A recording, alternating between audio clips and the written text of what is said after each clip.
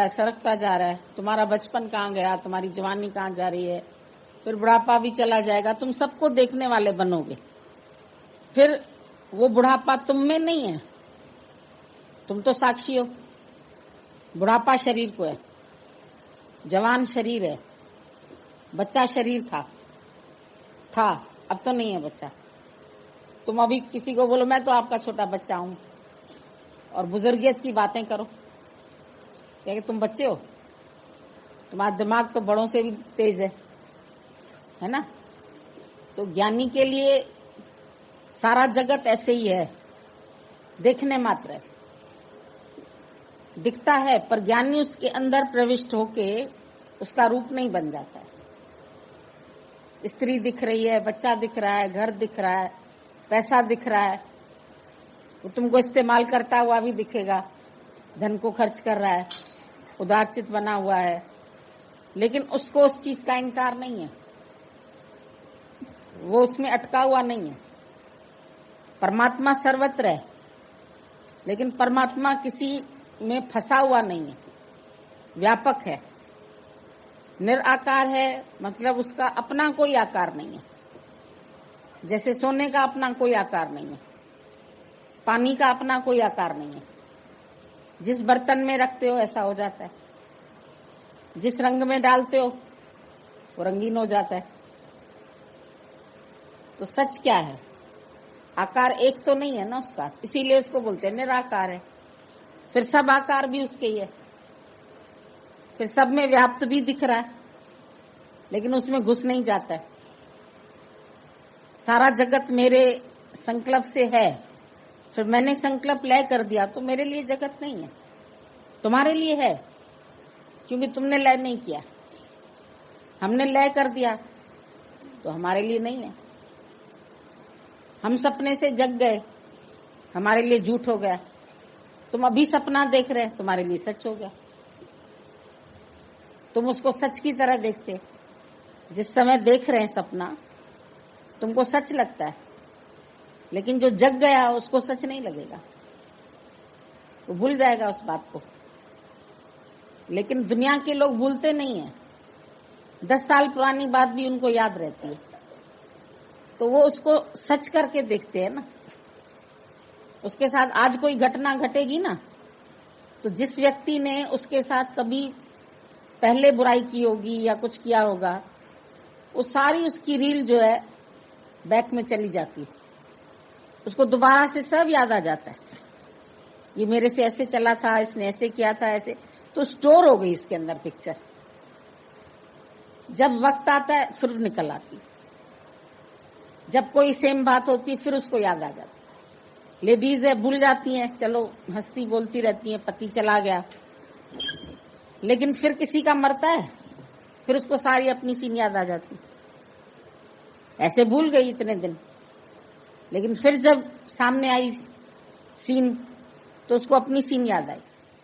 वो उस आदमी के लिए नहीं रोती है, वो अपने आदमी को रोती है। उसके अंदर वो जीवित है अभी भी, उसके अंदर सच भावना है, पर ज्ञानी हर चीज को मिथ्या भाव से हटाता जाता है। उसका प्रयोजन कुछ नहीं है ना। कल को याद करने से हमको आज क्या मिलेगा? मान लो हम कल को याद करते हैं तो मैं आज उसमें से क्या मिलना है? बीत गया जो भूल जा उसको, वो अज्ञान में चला गया, समय बीत जा, उसको बीत गया तो भूल जा। पर आज तो सोच विचार, अब जीवन बची हुई है, इसको तुम कैसे जीते हो?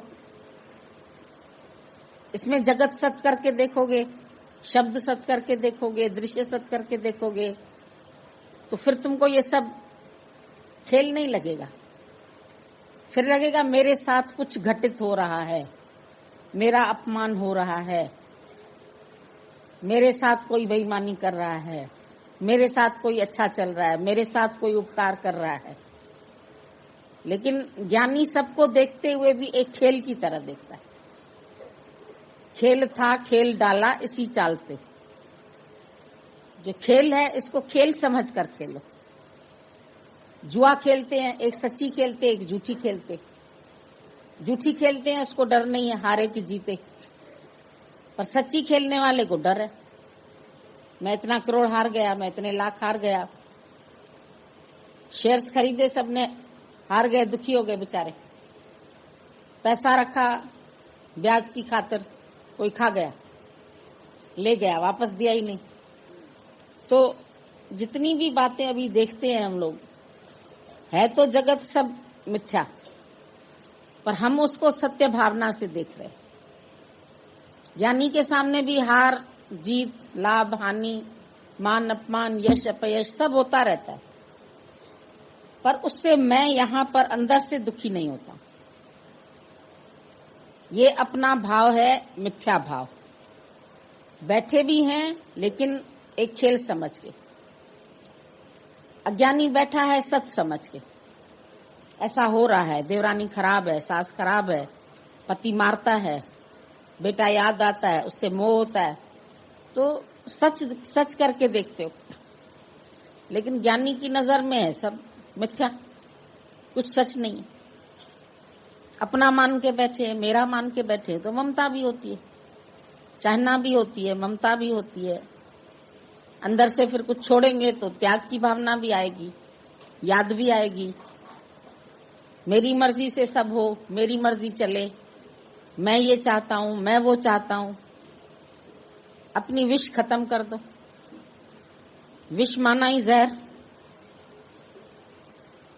दादा ने बोला मैं समाधि में बैठने की भी विश नहीं करता हूं। विश माना ही जहर है। इंग्लिश में विश माना इच्छा है, लेकिन हिंदी में जहर है।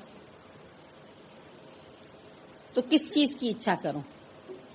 जो कार्य सामने आता है वो भी मेरी ये सब इंद्रियां ऑटोमेटिक कार्य करती है, मैं करने वाला नहीं हूं। जब डूइंग नथिंग बी नथिंग, लोग समझते हैं शायद हाथ पे हाथ धरना है। हाथ पे हाथ धरना नहीं, लेकिन कर्म किससे हो रहा है इसको देखो। हाथ ने काम किया, पैर चला, आंख ने देखा, कान ने सुना, मुख ने बोला, मैंने नहीं बोला, मैं असंग हो गया, तो मैंने कर्म किया नहीं। पर तुम हाथ का कर्म मैंने किया, आंख का कर्म मैंने देखा, मुख का मैंने बोला, तो सब बात में तुम मैंने किया, मैंने देखा, मैंने बोला, मैं ऐसा। ये मैंने बड़ा परेशान कर दिया सबको। मैं को सबसे तुमने जोड़ दिया, फिर कर्ता भाव में आ गए। कर्म का त्याग तो गीता ने भी नहीं बोला, पर कर्तापन का त्याग।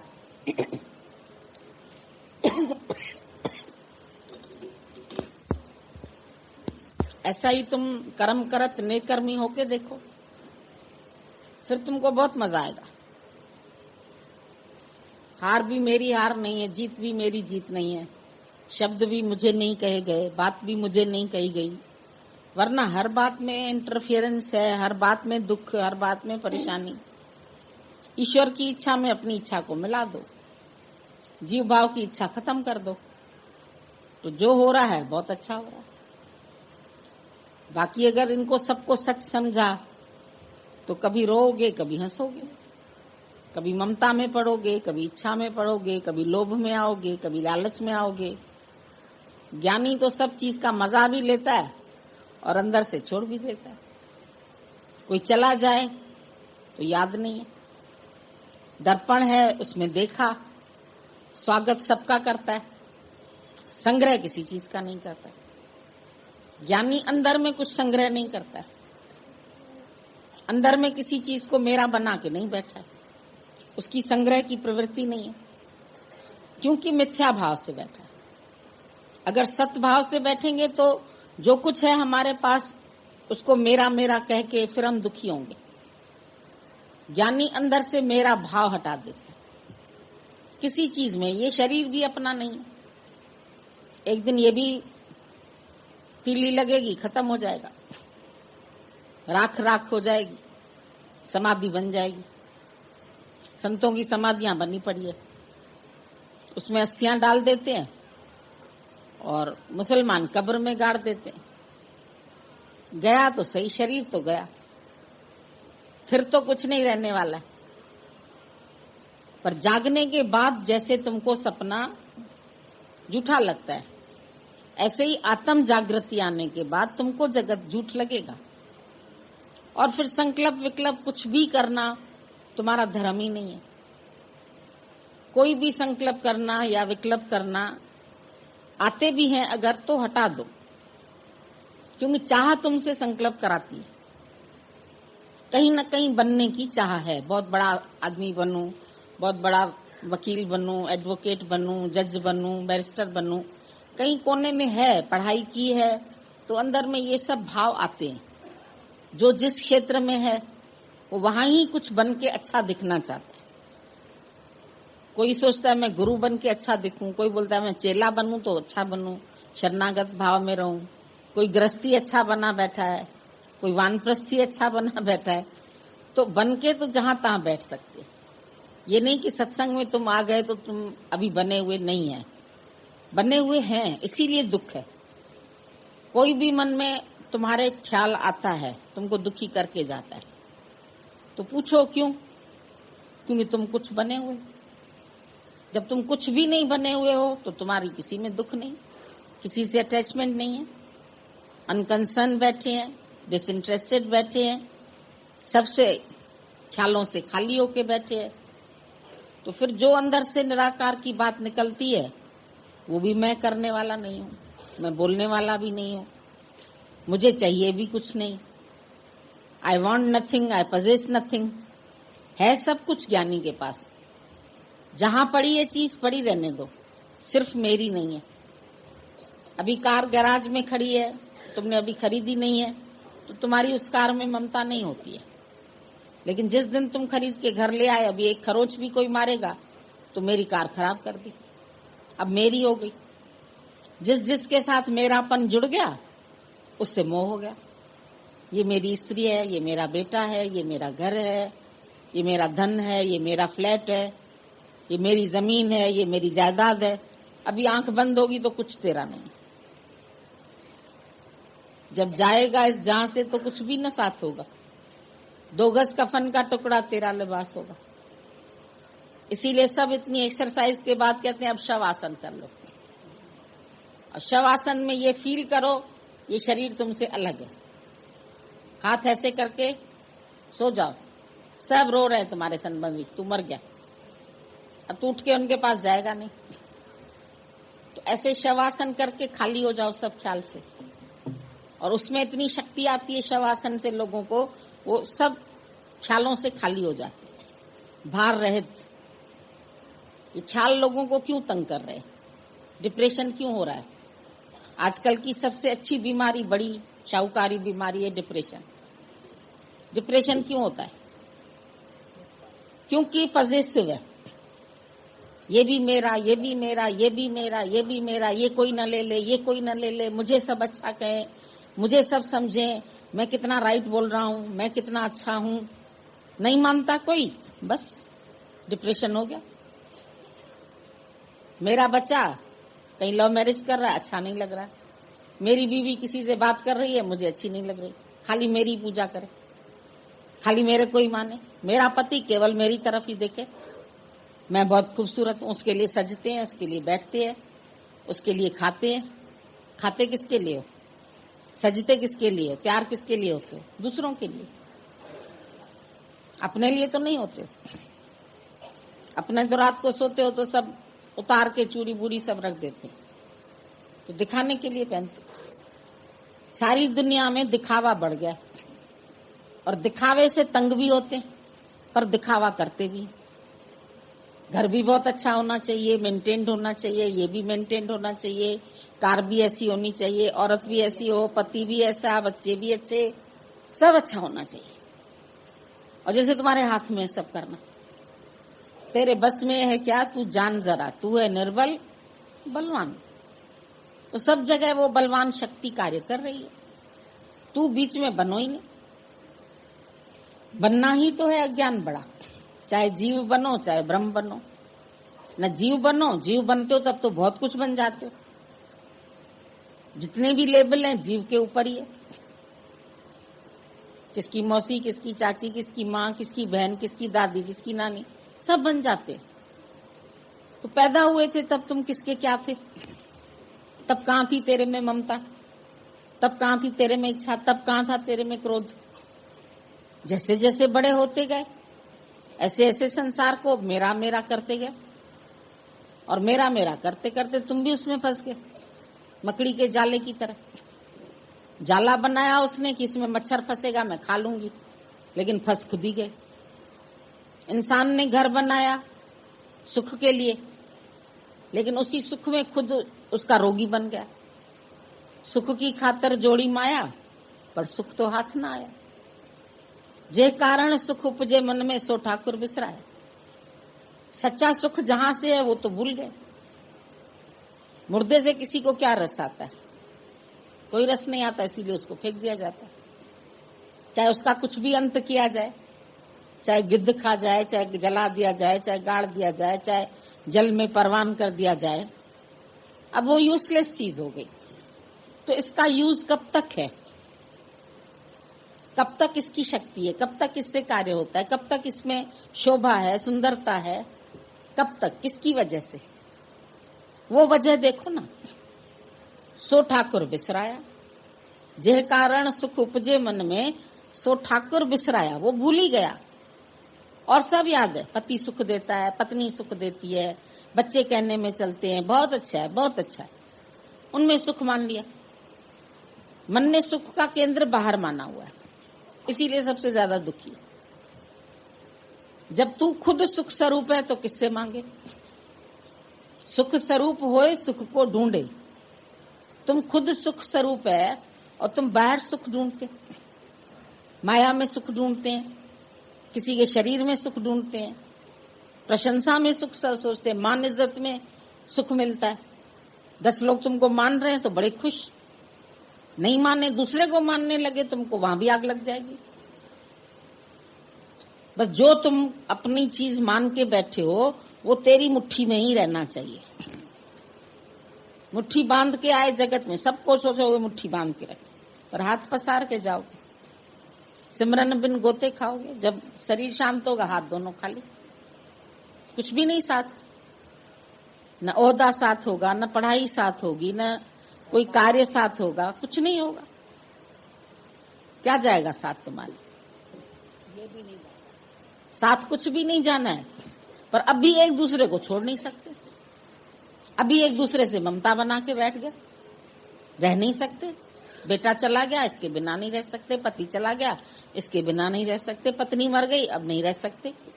तो उसमें सुख का आधार क्यों समझा तुमने? सुख का आधार स्वयं में नहीं ढूंढते। तुम्हारी शक्ति जो अंदर है उसकी वजह से इस शरीर में ताकत है, उसकी वजह से इसमें शोभा है, उसकी वजह से सुंदरता है, उसकी वजह से बोल सकते हो, खा सकते हो, घूम सकते हो, पहन सकते हो, पैसा कमा सकते हो, जो कुछ कर सकते हो। अगर वो शक्ति नहीं है तो कुछ भी नहीं कर सकते ना, फिर तो शव हो गया, खत्म हो गया एकदम। तो उस कारण को ढूंढो ना, जिसकी वजह से सब सुख तुमको मिल रहे हैं, जिसकी वजह से तुम आनंद में बैठे। उस वजह को न ढूंढ के हम दूसरे में सुख की तलाश करके बैठे। हर चीज बाहर से चाहते हैं, और बाहर से जो चीज मिलेगी वो जानने वाली मिलेगी। ये अनुभव करके देखो।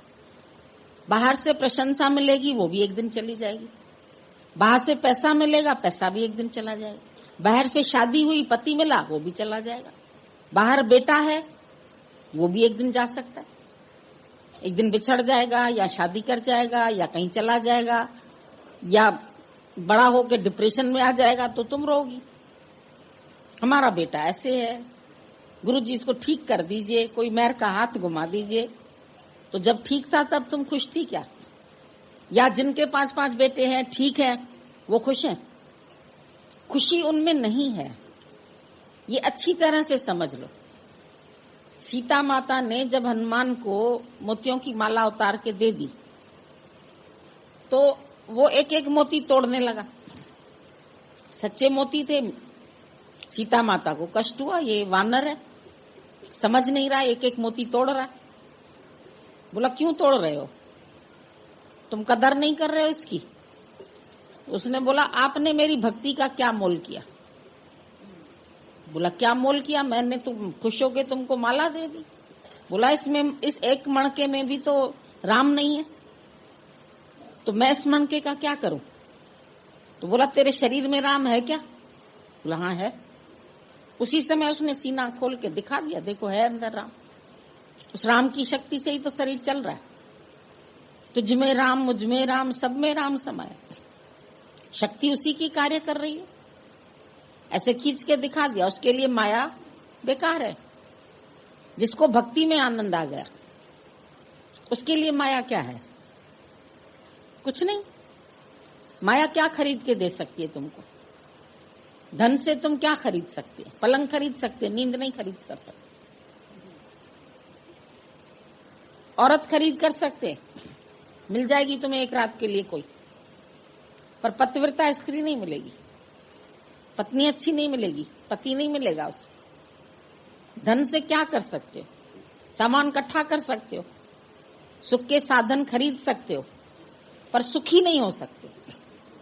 साइंस ने इतनी तरक्की की है, बहुत सुख के साधन सबके पास है। हर एक अपनी सुविधा अनुसार बाथरूम बनाया, मकान बनाया, सामान रखा, पलंग रखा, सोफा रखा, हर चीज रखी। एक एक चीज का जब नहीं होती अभाव सा लगता है। आ गई, अब क्या चाहिए? अब और कुछ चाहिए। मन की तो दौड़ बाहर ही है ना। कितना भी बाहर से तुम इसको तृप्त करने की कोशिश करोगे, नहीं होगा। और जिस दिन अंदर से तृप्त हो जाएगा तो इसको बाहर जगत की आवश्यकता ही नहीं रहेगी। जिसने स्वयं में तृप्ति ढूंढ ली, स्वयं में आनंद प्राप्त कर लिया, उसके लिए बाहर आनंद है ही नहीं। वो 24 घंटा आनंद में है। वो किसी से आनंद क्या मांगेगा? नहीं चाहिए उसको। अपना सुख ले रहा हूं मैं, और बाहर के सुख की कोई चाह नहीं, तो इस जैसा आनंद कहीं भी नहीं। सुख की चाह भटकाती है, दर दर भटकाती है। कभी कहीं भटकाती, कभी कहीं भटकाती, कभी कहाँ ले जाती, कभी कहाँ ले जाती। एक दिल के टुकड़े हजार हुए, कोई कहाँ गिरा, कोई कहाँ गिरा। फिर मन को ये भी पता है कि शांति सत्संग से मिल सकती है, लेकिन सत्संग को भी समय कितना देता है? बड़ी मुश्किल से 24 घंटे से 2 घंटा निकाल पाता है, और उतनी देर में भी मन बीच बीच में भाग जाता है, कहीं ना कहीं की सैर कराता है। कितनी देर सुनता है ये मन? अगर मन को श्रवण करना सही तरह से आ जाए तो फिर तो उसके बाद उसको मनन करना भी नहीं पड़ेगा। तुमने अगर अच्छी तरह से एक बार गुरु के मुख से ज्ञान कैच कर लिया तो तुम्हारे जीवन में अपने आप लगेगा। जिसको तुम सच समझेंगे उसको क्या रास्ते में फेंक सकते हो? तुम्हारे हाथ में हीरे की अंगूठी है, सच्चा हीरा है, 5 लाख का हीरा है, हम कहते हैं इसको फेंक दो, कूड़ा है ये। तुम बोलेंगे नहीं, सच्चा हीरा है। तो अगर तुम्हें सच्चा परमात्मा मिल जाए तुम उसको कैसे छोड़ देंगे? झूठ के कारण। झूठ साच छोड़ झूठ संग मचे, क्या सौदा किया है? जो छड़ना वो स्थिर माने, और जो होवन सो दूर पर आने। जो छोड़ जानी है दुनिया तुम्हें यहीं पर, उसको सच्चा मान के बैठो। या तो हे अर्जुन तू इनको छोड़ देगा, या ये तुम्हें छोड़ देंगे। इनमें कुछ साँचो नहीं, नानक बिन भगवान। ज्यों सपना और देखना, जैसे सपना देख रहे हो और दृश्य देख रहे हो, ऐसे जग को जान। एक ये जगत, एक तुम देखने वाले, दोनों झूठ। इनमें कुछ साँचो नहीं, नानक बिन भगवान। देखो नींद में तुम घूम भी रहे हो, तुम बात भी कर रहे हो, तुम खा भी रहे हो, तुम घुड़सवारी भी कर रहे हो, मोटर भी चला रहे हो, लेकिन तुम तो सोए पड़े हो, है ना? तो जो घूम रहा है, जो चल रहा है, तुम वो हो, तुम तो सो रहे हो। लेकिन फिर भी उसमें मैं की अनुभूति होती है। मैं घूम रहा था, मैं चल रहा था, मैं बात कर रहा था, मेरी शादी हो रही थी, सब तुम अपने से लगा के बोलते, पर तुम वो हो नहीं। वो तो एक विचार ने उसको क्रिएट कर दिया, तुमको भी क्रिएट कर दिया, स्वयं को भी उसने एक अलग से क्रिएशन बना दिया। लेकिन स्वयं वो नहीं है कि जो लंदन में है। अब आंख खुल गई तुम सोचते हो मैं तो यहां सो रहा हूं, तो जो लंदन में घूम रहा था वो कौन था? वो इल्यूजन था, वो भ्रम था। भ्रमित थे तुम कि मैं घूम आया लंदन, और फिर किसी को कहो हाँ मैं लंदन घूम आया, बोलेंगे कब? बोलो सपने में। पागल है। सपने में जो देखा वो मिथ्या है। क्या क्या बताऊं मैं, क्या क्या जो देखा। तो जो अब ये सब देख रहे हो, ये भी तो एक दिन गुम हो जाएगा। अभी ये दृश्य है, अभी थोड़ी देर बाद यहाँ सब खाना खा रहे होंगे, फिर थोड़ी देर बाद सब सो रहे होंगे, फिर थोड़ी देर बाद चले जाएंगे, खत्म खत्म कहानी हो गई। तो ये दृश्य तो 2-2 मिनट में बदलता है, 10-10 मिनट में बदलता है। जगत के दृश्य भी बदल रहे, तो इस दृश्य को गुम करो ना।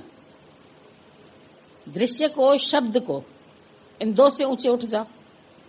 कोई दृश्य सच्चा नहीं है, कोई शब्द सच्चा नहीं। मुझे लग गए शब्द, मुझे लग गए, उसने ऐसे कहा ना, मुझे लग गए, असर हो गया। क्यों हुआ असर? आत्मा को असर होता है क्या?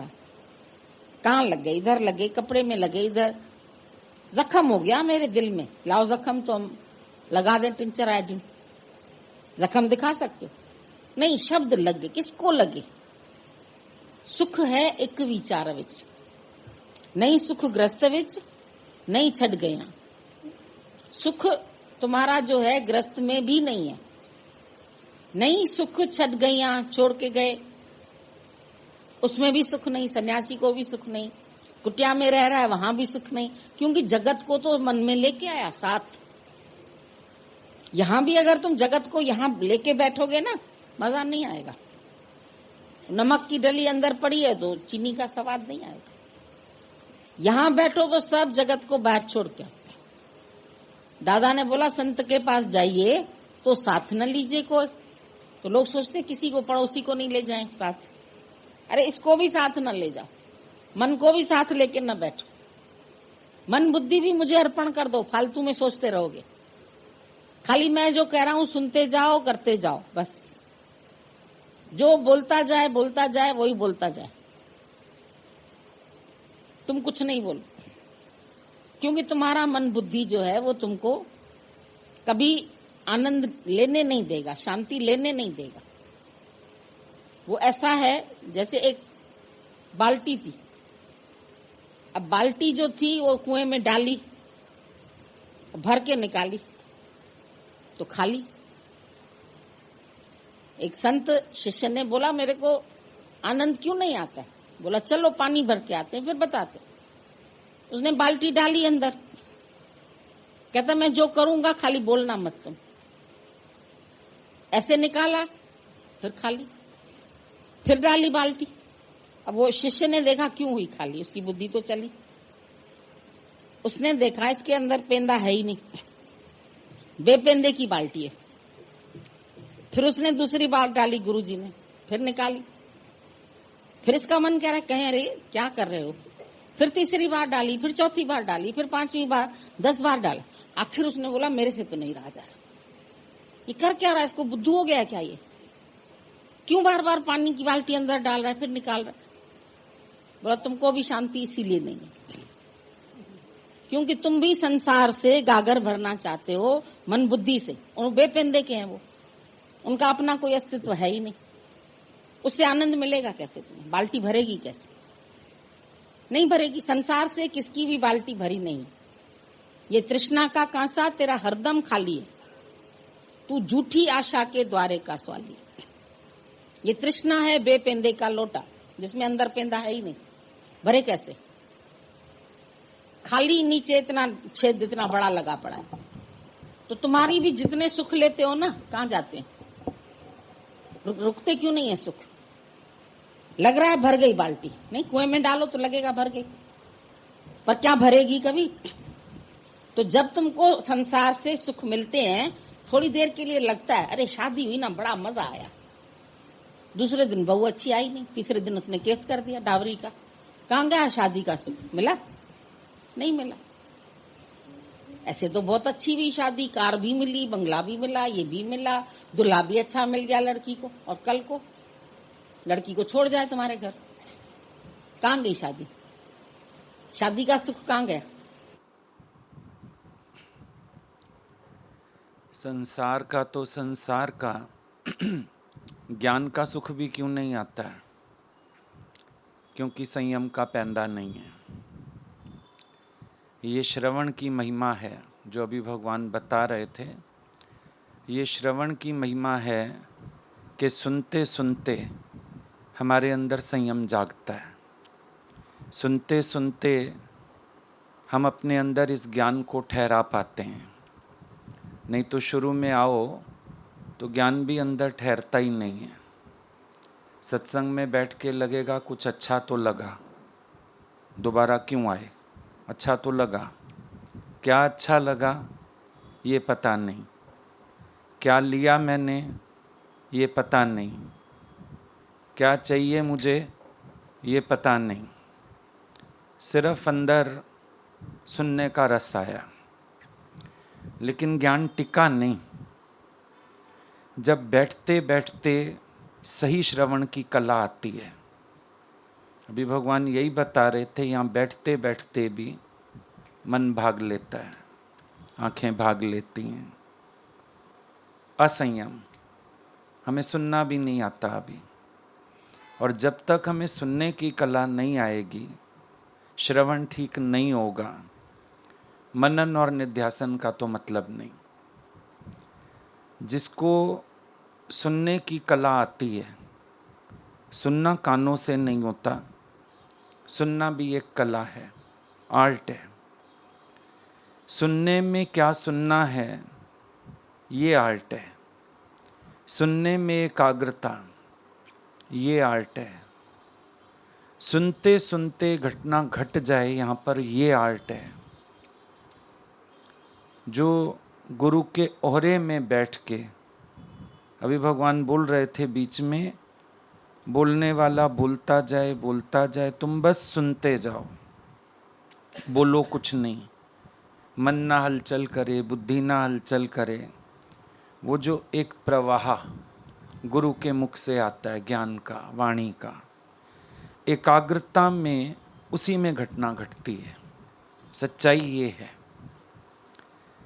बैठ एकांत गुरु तीर जो मारा, शिवो हम देश पठाया। शल मैं एकांत कर पाऊं।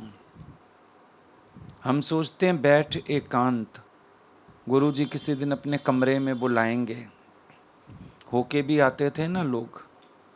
एक बिल्ला होता था, मेरे को गुरुजी ने अकेले अपने कमरे में बुलाया, मैं तो उनके कमरे में बैठा था।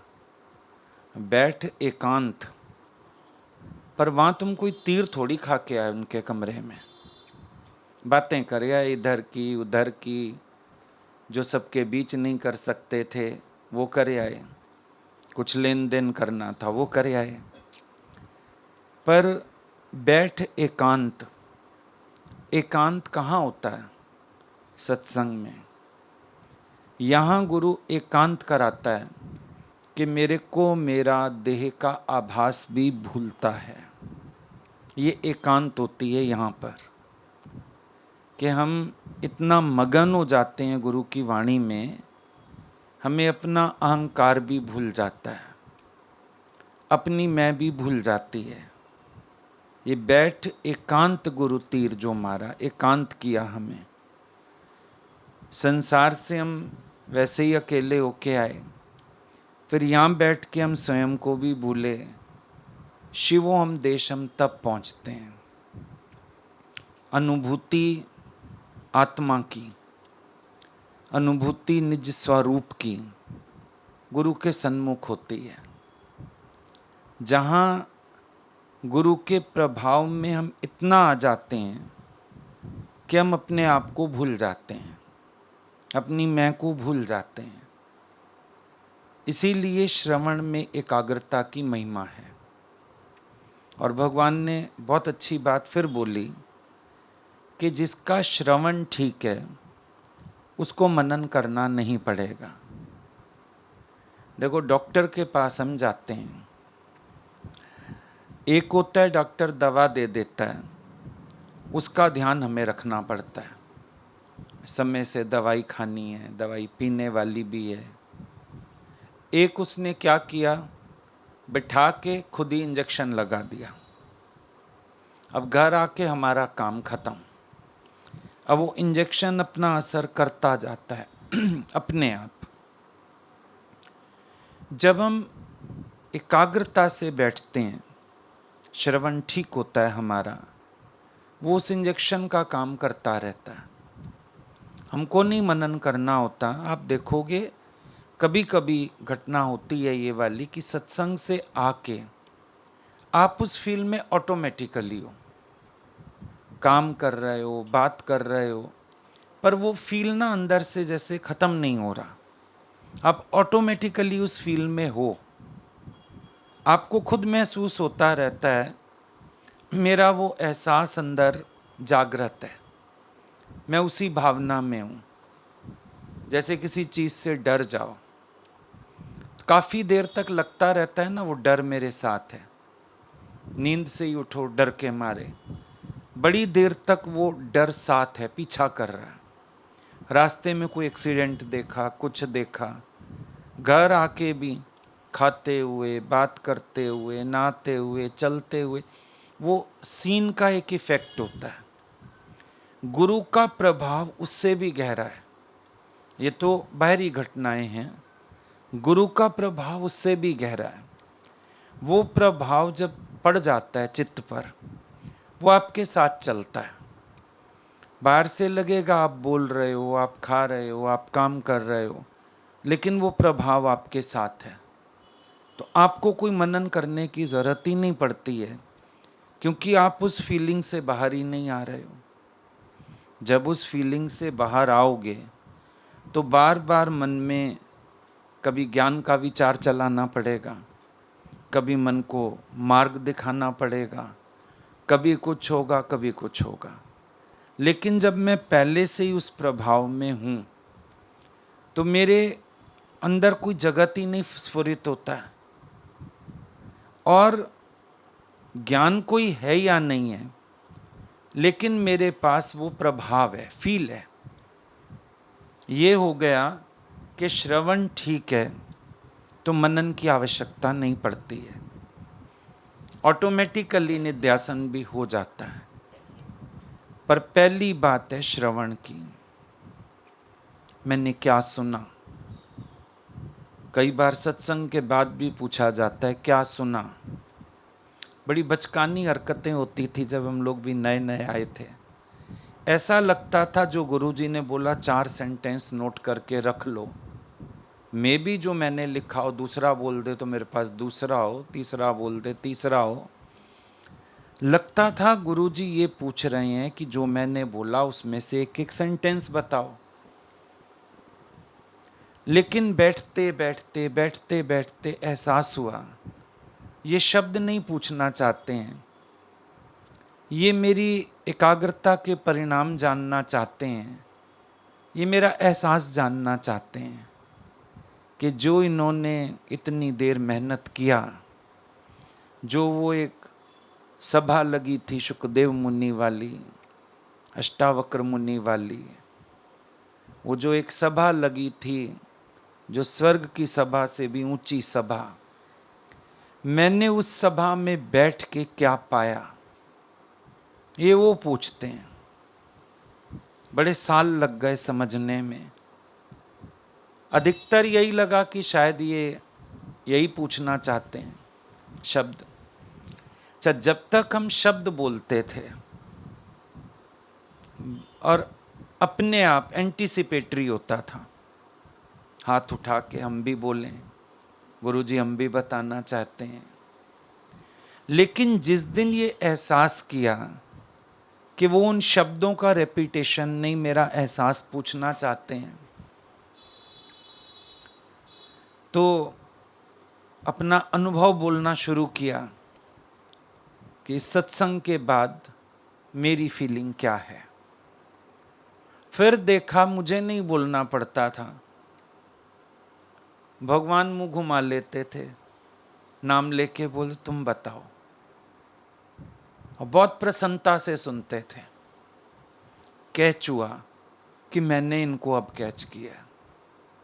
इतने साल बुद्धि की जड़ता में गवा दिए, कि शब्द पकड़ के, सेंटेंस पकड़ के बोल देना है कि आज भगवान आपका ये वाक्य बहुत अच्छा था।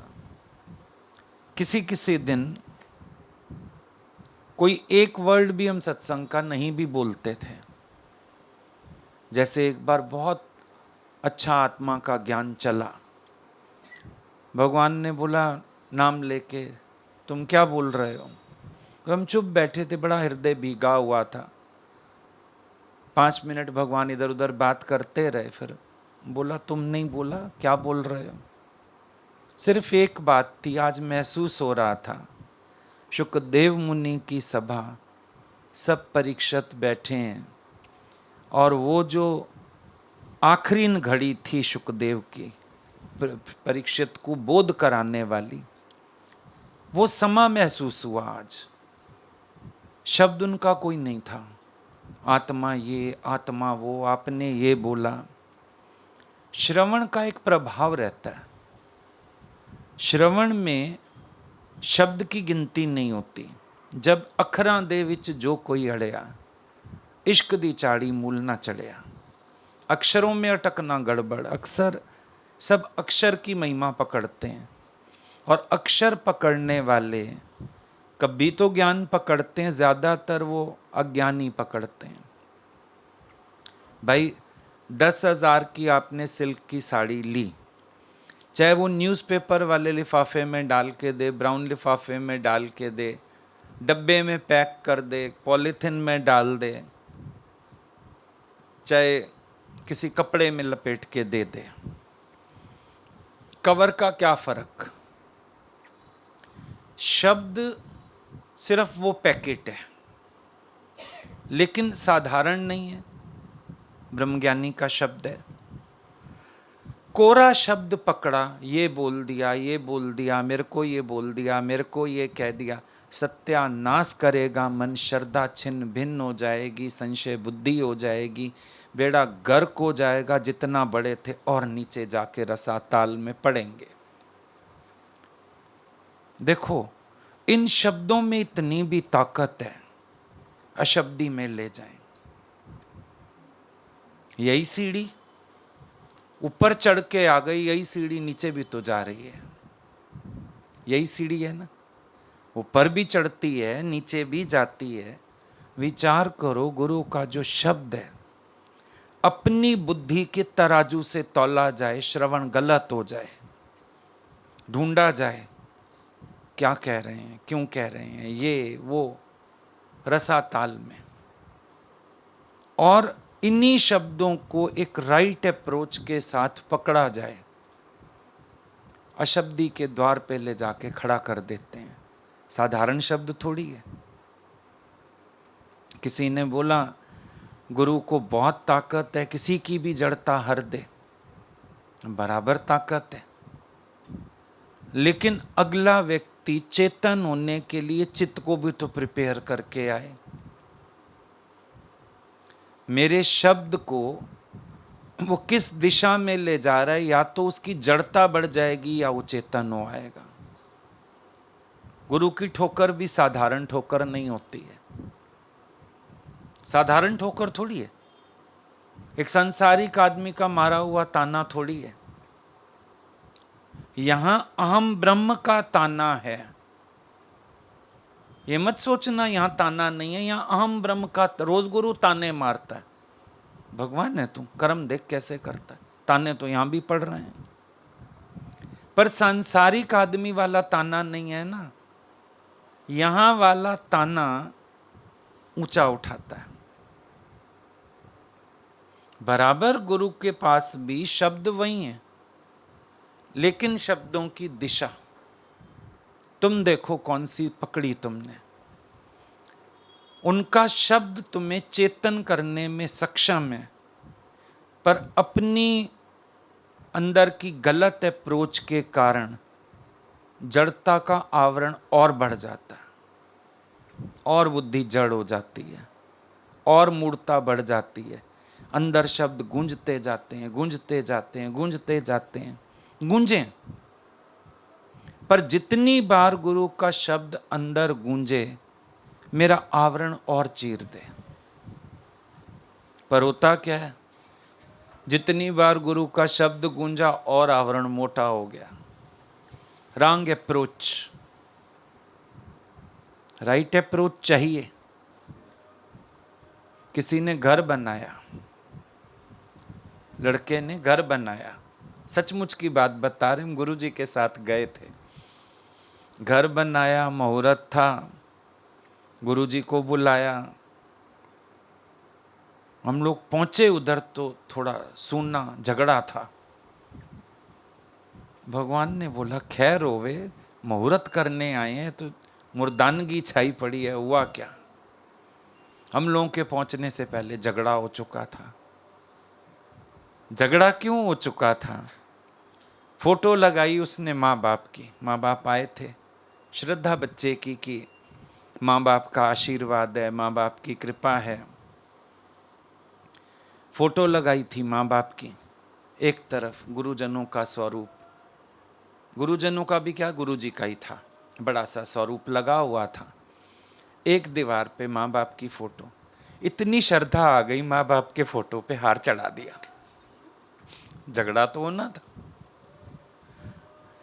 आया तो प्यार, मेरे माँ बाप की वजह से घर, इनका आशीर्वाद, इनका पैसा, वो दोनों वो अंदर घुसे तो हमारी, तुमने फोटो पे हार चढ़ाया, झगड़ा लग गया। गुरु जी बार बार दोनों तरफ समझाना चाहे, लास्ट में उन्होंने दोनों को अलग अलग बिठाया। बेटे को बोला बेटा तुम्हारी गलती है, जिंदों की फोटो पे हार नहीं लगाते हैं। अब तूने अपनी बीवी की फोटो पे हार लगाया, बेडरूम में तो फोटो तुम्हारी भी है, तेरी बीवी की भी है, उस पे हार लगाया क्या? गलती की तुमने। माँ बाप को बोला आप ठीक है, बाहरी कर्म गलत है, हम भी मान रहे हैं, लेकिन आप उसका प्यार तो अनुभव करिए ना। मसा शांति हुई तो फिर सत्संग शुरू हुआ, फिर पार्टी हुई, जो भी हुआ। भगवान बोलते थे देखो, फिर एग्जाम्पल भगवान ने सत्संग में ही दिया, बोला देखो मेरी बात का भी अर्थ और अनर्थ तुम लोग ऐसे बुद्धि से करते हो, यही हालत होती है।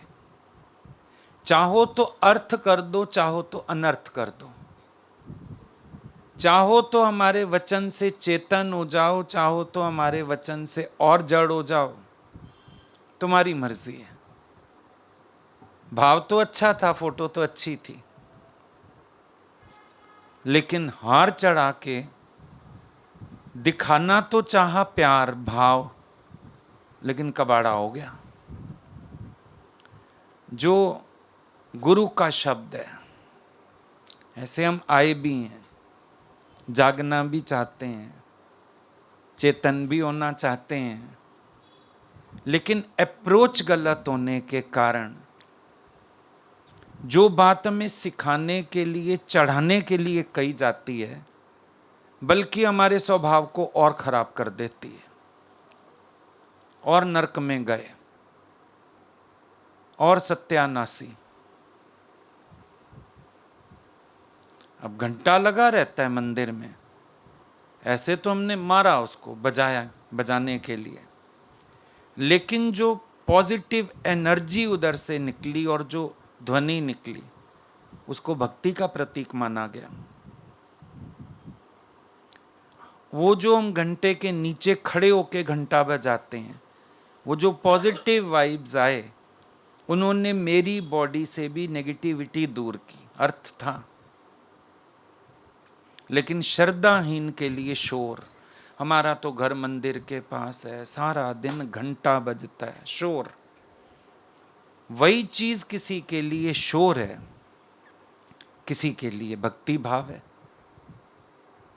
कोई भगत बोलेगा सारा दिन मेरे घर में, तो मेरे घर के आगे शाम तेरा मंदिर बन जाए।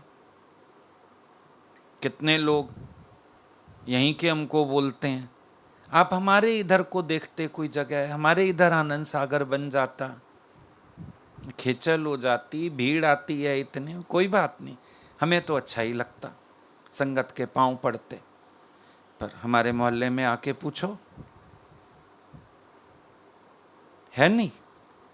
भावना का फर्क। शब्द गुरु का साधारण शब्द नहीं है। इतनी ताकत वाला शब्द है गुरु का, सीधा शिवोहम देश पहुंचा दे। सत्संग से उठो, तुम्हें लगेगा मैं ही नया हो गया हूं, मिट्टी झड़ गई सारी, साफ हो गया, शुद्ध हो गया अंतःकरण। आज तो जो अंदर बने हुए सारे भ्रम के किले थे, गुरु तुमने कृपा करके आज ढाई भरम का कोट, द्वैत गिरा दिया, भ्रम गिरा दिया, संशय गिरा दिया। नहीं, मैं हो गई होर दी होर। आज मुझे पता चला, हंसा दे नाल रह रह के मैनू भुल गई कागां वाली टोर। पर हंस वृत्ति ना अपनाई जा सके, काग वृत्ति और पक्की हो जाती है। मन और काग वृत्ति में गया, दोष पे दोष करेगा, भूल पे भूल करेगा, और अपने स्वभाव में ज्यादा वर्तेगा। नहीं कर पाया एहसास। पिक्चरों में दिखाते हैं कई बार, वो कौवा जो है वो सरोवर में गया, हंस हो गया। उसकी भी बात आती है ना, ये जो दुख भंजनी बेरी है, उस आदमी ने जो राजा का दामाद था, 7वीं बेटी जिसको निकाल दिया था, उसने भी तो सामने सरोवर में कौवे को हंस बन के उड़ते हुए देखा था, तभी वो घिसट के चला गया था सरोवर में। नया होके निकला, राजकुमार होके निकला। सरोवर कौन सा है? कभी कभी देखो ना ऐसी चीजें, मन में आता है कोई ऐसा सरोवर हमको भी मिले, हम भी गोता लगाएं, बाहर निकलें तो हम और हों। सत्संग है मान सरोवर, ये है वो सरोवर। पर श्रद्धा से गोता लगाएंगे तो हंस होके निकलेंगे। मैं दादा भगवान का तो ऐलान है, मेरे पास ऐसी मशीन है, जीव आता है ब्रह्म होके जाता है। ऐलान है, आएगा जीव, जाएगा नहीं जीव, ब्रह्म होके जाएगा। पर कब? जब गुरु के वचन में चित्त पूर्ण एकाग्र होगा, श्रद्धा सहित, प्रीति सहित, बुद्धि में ये रख के चलना आई एम राइट। उसके बाद तो गुरु जितना कुछ भी बोलता रहेगा, गुरु ही रॉन्ग लगता रहेगा। रॉन्ग बोलोगे नहीं, पर एक्सेप्ट ना कर पाना या डिनायल मीन्स जो कहा जा रहा है वो गलत है, आई एम राइट। पर जब इस भावना से बैठोगे, मन तूने मुझे जन्म जन्म सताया, अभी भी सता रहा है, इतना समय मेरा यहां भी बर्बाद करा दिया, उसके बाद देखो, उसके बाद एक सत्संग बहुत होगा बोध देने के लिए, जगाने के लिए। गुरु का 3 थप्पड़ काफी थे समाधि के लिए। सोचो, गुरु की सामर्थ्य पे शक ना करना, अपनी भावना पे ध्यान देना। 3 चांटे अष्टावक्र मुनि के, वो जो कह रहा है फूल तोड़ने में देरी, ज्ञान आने में इतनी भी देरी नहीं, बराबर बात है। मुझे तो नहीं अनुभव होता, समर्पण पूरा नहीं है। शर्त है एक, फीस तो हर चीज की है, उस बोध की तरफ जाने के लिए एक फीस है, तन मन धन। दिया, राजा था ना, आदत तो पड़ी है, दिया, किया, ठीक है, दिया तो दिया और जाने लगा, आ गया चांटा। 3 चांटे, एक तन के लिए खाया, एक मन के लिए, एक धन के लिए। पर उन 3 चांटों की बरकत में भी एक्शन अजीब लगे, उधर से राजा इतना अभिमानी, फकीर 12 साल का बच्चा, चांटा। व्यवहार, सांसारिक व्यवहार देखें तो बड़ा गलत व्यवहार है। छोटा बच्चा बड़े के मुंह पे चांटा मार रहा, राजा के मुंह पे चांटा मारे प्रजा, भले उसने गुरु मान लिया तो भी एक व्यवहार अजीब लगे। चांटा, चांटों के बिना तो किसी को समाधि नहीं लगती। उधर हाथ से चांटे पड़े शास्त्र बन गए, ये जो भगवान की वाणी में चांटे पड़ते हैं, इन चांटों को कबूले बिना, इस चांटे का सही अर्थ जाने बिना, फिर भी शुक्र था जनक का, हर चांटे का सही अर्थ लिया उसने। नहीं, हर चांटे का। वह तन मेरा है हुक्म के बिना कहाँ जाता है। फिर तन के विषय में नहीं सोचा, अगला झगड़ा पड़ा मन का। मन में सोचने लगा भी कह के फंसा क्या। फिर चांटा आया मन मेरा, रुक गया। धन देने लगा, तीसरा चांटा आया। सोचो संकल्प खाली होते गए होंगे ना, चित्त संकल्पों से हर चांटे पे खाली होता गया होगा। तीसरा चांटा समाधि देने वाला हो गया। समझने वाली बात, एक हर चांटे में बरकत रही होगी। जरूरी नहीं बाहर का थप्पड़ मारा जाए। गुरु की वाणी में जो चांटे पड़ते हैं, लगता तो है चांटे ही पड़ रहे हैं, पर अगर इनको सही समझा जाए, एक एक चांटा मेरे मन के संकल्प विकल्प खत्म कर सकता है। सत्संग पूरा होते तक मैं समाधि का अनुभव कर सकता हूं, अगर मेरी अप्रोच पॉजिटिव है। पॉजिटिव अप्रोच का बहुत मायना है, बहुत मायना है। संत तो एक हंसी से ही किसी का कल्याण कर दें। बुद्ध भगवान याद होगा, बुद्ध भगवान की बात आती है। एक बार वो कहीं ठहरे हुए थे, हजारों भक्त भी साथ में थे, खुली जगह ही ढूंढते थे शिविर लगाने के लिए। नदी किनारे थे उस बार, कई दिन से ठहरे थे। उधर ही आके एक व्यापारी लड़का भी ठहरा। कुआरा लड़का था, जवान व्यापारी था, खूब सामान लेके घूमता था, बेचता था, अच्छा बिजनेस चल रहा था। वो भी आके ठहरा वहां। सुबह सुबह बुद्ध भी बैठे थे निकल के ठंडी हवा में नदी किनारे, वो भी टहल रहा था, बैठ गया। इतने दिन से पास रह रहे हैं, बुद्ध नजर नहीं आए। क्यों नहीं नजर आए?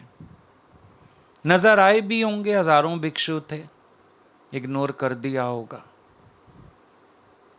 जब अंदर माया का खेचल हो, माया का एम हो, संत कहाँ नजर आते हैं?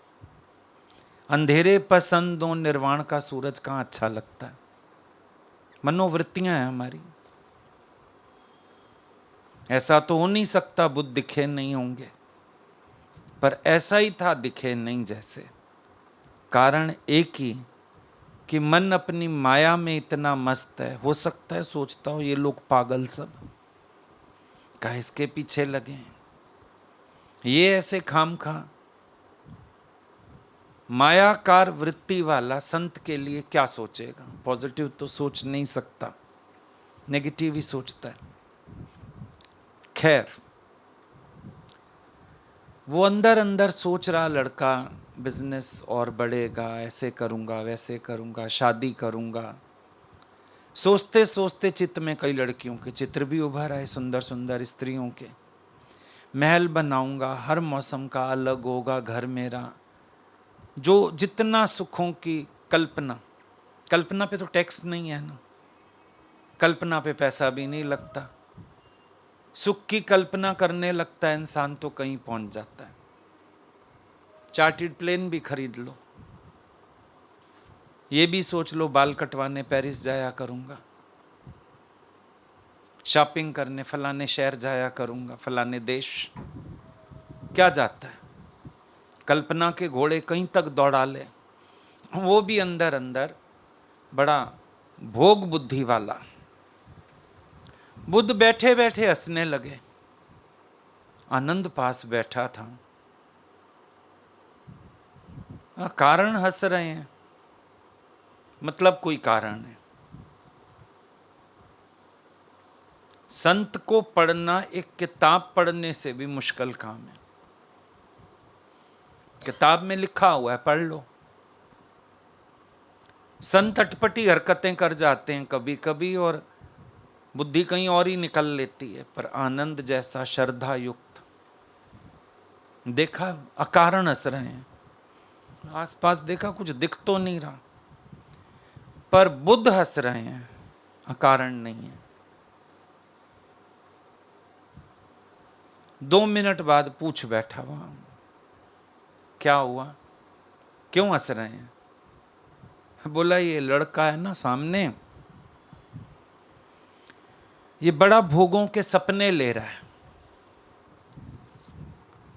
और इसको पता नहीं है 7 दिन में मृत्यु आ जाएगी। हफ्ते भर का मेहमान है ये, लेकिन बड़े भोगों की दुनिया में खोया हुआ है। कह के बुद्ध तो चुप हो गए, फिर हंसे भी नहीं, कोई प्रतिक्रिया भी नहीं की। संत अनुभव लेके भी अंदर समेट लेते हैं। हम जैसों से भी संत अनुभव ले लेते हैं, समेट लेते हैं। सुनना चाहे कोई बता देंगे, शरण आएगा बता देंगे, जरूरी नहीं है बताना भी। अब आनंद को खेचल हुई, हर समय पास रहता है निष्कामी के, और निष्काम भावनाएं तो जाग गई ना अंदर। करुणा, बुद्ध को रिक्वेस्ट किया, आप अगर आज्ञा दें जाऊं उसके पास, बात करूं। बुद्ध ने कहा जाओ। अब उसके पास पहुंचा। पहले तो वो इससे बात करने को तैयार नहीं। आखिर बुद्ध ने, ये आनंद ने बुद्ध की महिमा समझाते समझाते नहीं समझाना, रहस्य खोल दिया 7 दिन बाद की मृत्यु का। अब घबरा गया। भगवान ने मृत्यु अच्छी चीज बनाई है। अगर मृत्यु ना हो, कोई बोध की तरफ ना जाए, कोई संतों की तरफ ना जाए, बल्कि ये मृत्यु के डर ने धर्म को जन्म दिया। धार्मिकता को जन्म कहां से मिला है? बुद्ध भगवान को मृत्यु के डर ने ही तो सत्य पाने का खोजी बनाया था। सच के खोजी ना निकले, अगर मृत्यु का भय ना हो, भगवान ने अच्छी चीज बना दी, बहुत बढ़िया। मृत्यु का एक डर आपको मोड़ता है भगवान की तरफ। मृत्यु का डर आपको धर्म की राह पर लेके आता है, बुद्ध पुरुषों का आदर करना सिखाता है।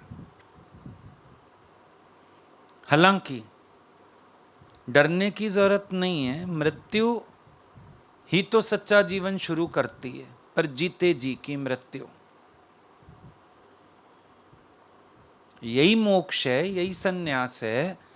अगर जीते जी मृत्यु को एक्सेप्ट करना आ जाए, उसके बाद जो इन्फिनाइट लाइफ का एक्सपीरियंस शुरू होता है, वही तो संतों का सन्यासी जीवन है, समाधि वाला जीवन है। लेकिन अज्ञानी आदमी के लिए डर है, वो डर के मारे भागता है संतों के पास। और डर किस लिए? जीवन खोने का डर नहीं है, सुख खोने का, अपने वाले खोने का डर भी ऐसा अजीब सा है। अब लगा कि आनंद ने कहा, देखो बैठे हैं सामने बुद्ध पुरुष, तार सकते हैं, होश दिला सकते हैं, जगा सकते हैं, अगर चले। आया प्रणाम किया बुद्ध को, बुद्ध मुस्कुराए उसका डर देख के। डर देख के क्यों हंसते हैं? भय से आ जाए निर्भय पद तो मैं देने के लिए बैठा हूं। भय भयभीत तो करे इसको, भय भयभीत करेगा, निर्भय पद मैं बरसा दूंगा, कोई दिक्कत नहीं है। और जो भयभीत नहीं है वो निर्भयता लेने को तैयार नहीं है। इसीलिए तो डर भी जगाना पड़ता है, वैराग इसीलिए बोलना पड़ता है, डर जगाना पड़ता है। मनुष्य के अंदर डर ना जागे वो निर्भय पद की तरफ चले नहीं। इसीलिए गुरु को ये भी कृपा करनी पड़ती है। कभी कभी तुम्हें लगेगा सत्संग में आज तो आप डरा रहे थे, डरा नहीं रहे थे, भय उपजा के तुझे निर्भय पद के लिए उकसा रहे थे। निर्भय पद की तरफ चल। पहुंचा बुद्ध के पास, बुद्ध ने मुस्कुराए और जरा सा बोध दिया। बोला बेटा असली जीवन तो मृत्यु के बाद शुरू होता है। सच को स्वीकार करना सीख, कल्पना की दुनिया से बाहर आ जा, झूठ से बाहर आ जा। अब आप एक बात सोचो, फिर तो वो शिष्य हुआ उनका और 7 दिन में गति हुई उसकी। पर एक बात आप सोचो, कितनी देर लगी बुद्ध को तारने में। यानी ये पारस के पास कोई टाइमिंग नहीं है। डॉक्टर के टाइमिंग है 9 बजे बैठेगा, 10 बजे बैठेगा। पारस का टाइम थोड़ी है कब लोहे को सोना करेगा। ये बुद्ध पुरुष तो मॉर्निंग वॉक पे भी तार दें किसी को। भगवान आते थे दिल्ली, कभी लोधी रोड के पार्क में चल रहे हैं, कभी कहीं चल रहे हैं, कोई ना कोई घूमता हुआ सैर करता भी टकरा जाता था। काम हो गया उसका, उसको गुरु मिल गए, उसको भगवान मिल गए, उसको जागना हो गया। वहीं बैठे बैठे भगवान ने जगा दिया। कई बार हम सुबह 6 बजे वॉक करने जाते थे, 9-9 बजे लौटते थे। कोई मिल गया, भगवान को जिज्ञासु लगा, भगवान ने उससे बात की, बैठ गए उससे बात करने। अरे गुरुजी चलिए, नहाना है, नाश्ता करना है, सत्संग है। इतना उसको प्रिपेयर करके उठते थे कि वो आज सत्संग आ जाएगा। कितनी देर लगती है संतों को। बुद्ध को कितनी देर लगी।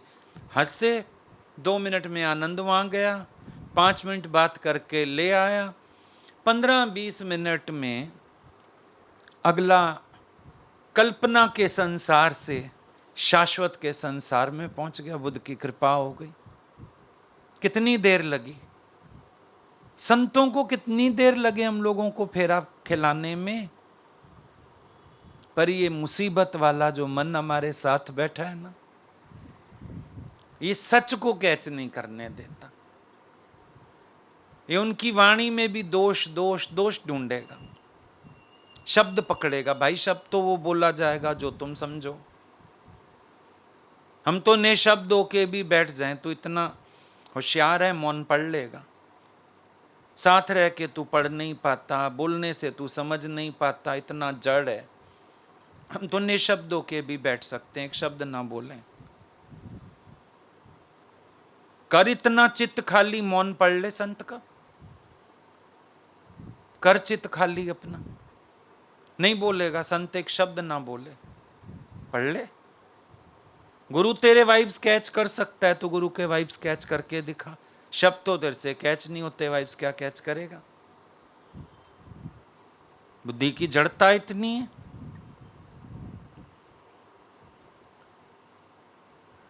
बुद्ध ने एक जगह लिखा, मैं जो कहता हूं वो नहीं, मैं जहां से कहता हूं वो पकड़ो। मैं जो कहता हूं वो पकड़ लेते हो, लिख भी लोगे डायरी में, सारी वाणी उतार के किताब भी छाप दोगे। मैं जो कहता हूं, पर मैं जहां से कहता हूं ना, वो ना तेरी बुद्धि पकड़ेगी ना तेरी कलम पकड़ेगी।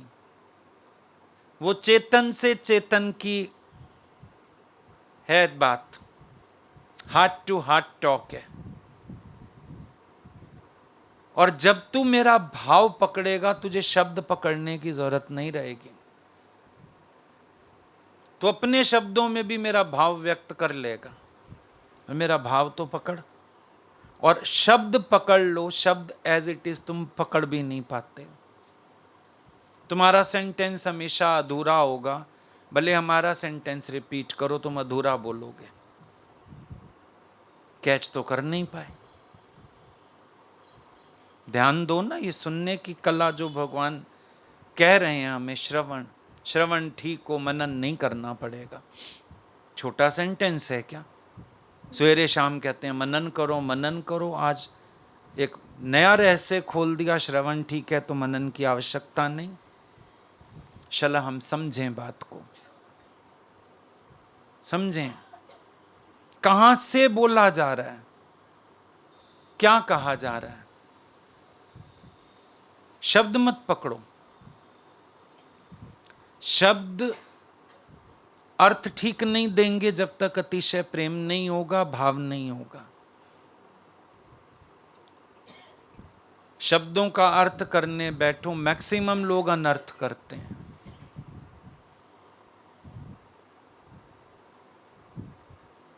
श्वान वर्ड है ना, श्वान, अधिकतर लोग कुत्ता समझते हैं उसको, पर शव जो विकृत होने लगता है उसको श्वान कहते हैं। शव श्वान होता जा रहा है, विकृत हो रहा है, खराब होता जा रहा है। गुरु नानक साहब ने बोला ना, नानक शूकर श्वान मान्योता है तन। तो श्वान मन कुत्ता नहीं बोला तुम्हें, जो शव विकृत होता जा रहा है। राजा लोगों को खबर देते थे शव श्वान होता जा रहा है इसका, भाई डेड बॉडी डिके होनी शुरू हो गई है, वो श्वान। तो अर्थ के अनर्थ तो बहुत हैं दुनिया में, और हर एक के अपने बनाए हुए अर्थ भी हैं। अच्छा ये भी है, इसीलिए वो कैच करो जो गुरु बोल रहा है। कभी मां के घर से मिठाई आती है, इस चीज की परवाह नहीं होती वो मिठाई वाला डिब्बा हो उसमें आए। कभी गोल्ड डिब्बा होता है वो स्टील का, माँ उसमें भी डाल के भेजती है, डिब्बी में भी भेजती है। और माँ ने मिठाई भेजी, खुशी इस बात की है। पर कोई शादी का कार्ड देने आए ना, ऐसे मिठाई ले आए, लानी जरूरी थी पागल कहीं का, ऐसे मिठाई देते हैं, कोई डब्बा ढूंढते हो। तो गुरु का ना डब्बा मत देखो, किसी दिन तो सुंदर सुंदर डिब्बा होता है, किसी दिन डिब्बी होती है, किसी दिन लिफाफा होता है, किस दिन प्रसाद हाथ में भी मिलता है। तुम बाहर की डेकोरेशन पे आप बोला जाए, बड़ी मीठी तरह से बोला जाए, जरूरी नहीं। सोए हुए को जगाने के लिए आप मीठा बोलने से नींद गहरी होती है, जगाने के लिए तीखेपन का सहारा चाहिए। क्यों, तुम जागने वाले होते इतने समय में क्यों नहीं जाग गए? शल तीखेपन से भी जाग जाओ, वो भी मुश्किल है। ऐसा नालायक मन है जागता नहीं। वो अज्ञान की नींद बड़ी प्यारी लगती है, सपनों की दुनिया बड़ी प्यारी लगती है, अपने स्वभावों में वर्तना बड़ा अच्छा लगता है। अंतर्मुखी होके अपने को जांचना ही नहीं चाहता कोई। Check yourself. गुरु की वाणी से अगर हम मिलान करना शुरू करें, पता चल जाएगा कहां खड़े हैं, पता चल जाएगा। लेकिन जब एक स्ट्रॉन्ग कवरिंग होती है हमारे सारे तरफ, कवच, जिसमें हम सिर्फ ये मान के बैठे हैं आई एम राइट, एक आदमी ढूंढता है मैं कहाँ गलत हूं, एक आदमी ढूंढता है मैं कहाँ गलत हूं। शब्द सेम है। जब वो कह रहे हैं मैं कहाँ गलत हूं, मतलब वो कह रहे हैं मैं ठीक हूं, मैं गलत हूं ही नहीं। और एक कह रहे हैं मैं कहाँ गलत हूं, वो खोज रहा है, सफल होगा, खोज रहा है, सफल होगा।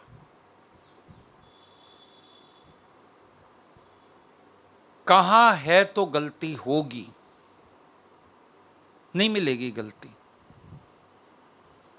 क्योंकि कहा है।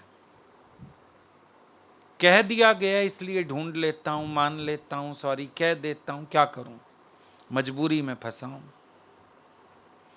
ऐसे में तुम्हें ये ख्याल भी बहुत आएगा कि मैं फंस गया यहां आके भी। मन ये भी दिखा जाएगा भाग जा, चला जा, थोड़े दिन आराम कर ले। माया लोगों की, किसी की माया नहीं, तेरे मन की माया सारी। अगर ऐसे ख्याल आए, समझ लेना तुम गुरु की कृपा भी नहीं समझे, तुम गुरु को कैच भी नहीं कर पाए, तुम अपने ही अहंकार में हो। क्योंकि अनुभव आज ये कहता है, जब जब ऐसी कृपा दृष्टि होती थी भगवान की, प्रसाद कहें, महाप्रसाद कहें, वो हमारे शब्द हैं कहे हुए, उनकी तो करुणा बरसती थी। हमेशा दिल और जुड़ा, हमेशा और प्यार आया, और बात को समझ के जाके उनके आगे दिल खोल के रखा, और पलट के उन्होंने और गहरी बात समझाई। अनुभव आज ये है, दिल और जुड़ गया,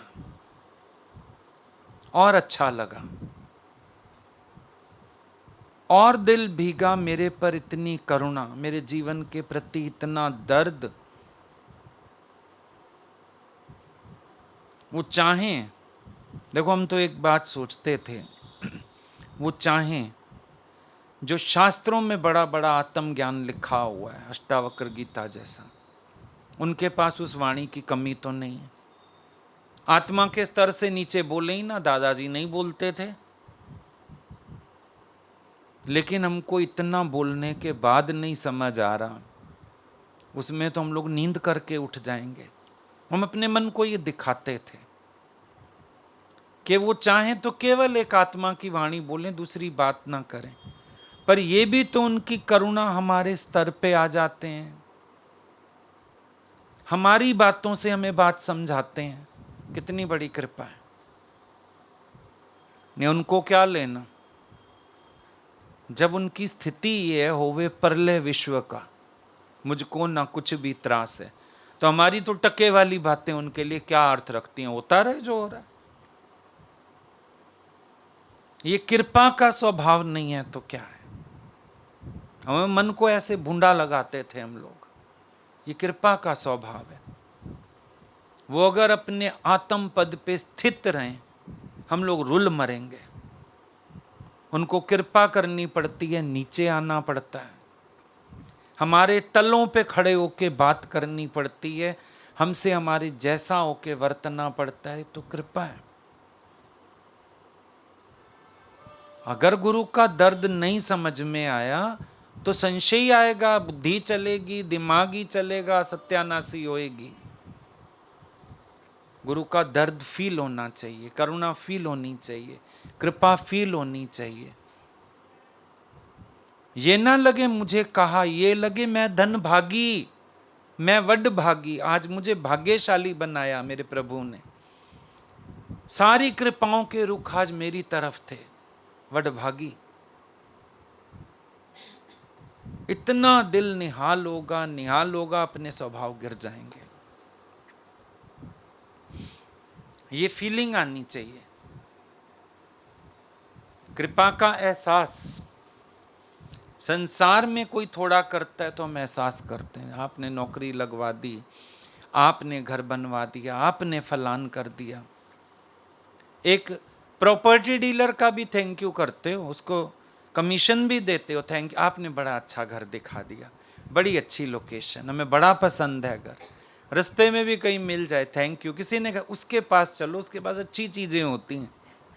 बताओ, पैसा तुमने दिया, कमीशन उसने खाई, फिर भी शुक्राने नहीं भूल रहे। बिचौलिया सूट ले गया, पैसा ले गया, पंजाब साइड हो तो छाप अंगूठी ले गया, खर्चा भी हुआ, शादी तुमने की, पर बड़ा अच्छा घर आपने, बड़े अच्छे बंदे मिलवा दिए आपने। अरे सतगुरु तो अपने आप से मिलाए जा रहा है, और क्या चाहिए? ऐसी कृपा करने वाला कहां मिलेगा?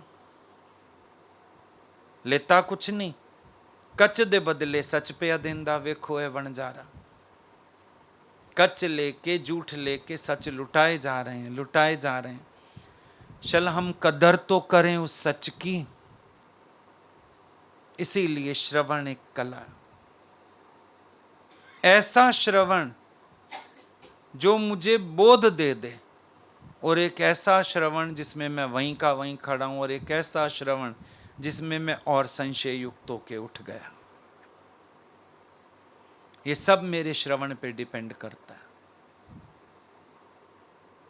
कलम वही है, डरावनी कहानी लिखो, प्यार की कहानी लिखो, किसी भगवान की कहानी लिखो, और कोई विषय विकार की कहानी लिख दो, कलम वही है, कागज वही है। क्या लिखा तुमने, तुम पे डिपेंड करता है। हम लोग देखते थे भगवान के हाथ में जो पेन आ गए, हम लोग देखते थे कलम भी भाग्यशाली हो गई। एक तो स्पर्श ब्रह्म ज्ञानी का सारा समय, ऊपर से शब्द कितने सुंदर लिख रही है ये कलम, युगों युगों तक पूजे जाएंगे। अब आज उनके हाथ का लिखा हुआ जो कुछ हम लोगों के पास है, संभाल संभाल के तो रखा हुआ है, फोटो स्टेट करा के रखा है, ओरिजिनल लेमिनेट करा करा के रखा है। अभी दिल करता है सारा कुछ एक पेन ड्राइव में डाल के भी रख लें, उनकी राइटिंग बनी रहे हमारे पास। तो कलम भी तो भाग्यशाली हो गई, अमर शब्द लिख गई। उस कलम को भी नहीं पता था मैं अमर शब्द लिखने वाली हूं, एक ब्रह्म ज्ञानी के हाथ में आ गई, बस अमर शब्द लिख रही है, ग्रंथ की रचना कर रही है। पता था कलम को, स्पर्श पाया एक ब्रह्म ज्ञानी का, जड़ चीजें तरी पड़ी। अब जो पेपर जिस पे लिखते थे भगवान, अब वो कागज भी तो अमर हो गए, संभाल संभाल लेटर पैड जितने भगवान ने यूज किए, चिट्ठियां आई, सब तो हम लोगों ने लेमिनेट करा करा के रख लिए। फिर सोच के देखो, उस कागज को फैक्ट्री में पता नहीं होगा, मिल में जब बन रहा था, मैं अमरता की तरफ जन्म मरण तो जड़ चीजों के मिटा छोड़े इन्होंने। स्याही का क्या मूल्य था, फाड़ फूड़ के लोग फेंकते, कागज का क्या मूल्य था? स्याही अमर हो गई, कागज अमर हो गए, ये भगवान जड़ चेतन को तार देते हैं, इनका ही जन्म मरण मुक गया। कागज रिसाइकिल होने नहीं आएगा, अब कैसे आए? तो हम लोगों ने संभाल लिया, रिसाइकलिंग खत्म, उसकी क्या खत्म हुआ? जन्म मरण।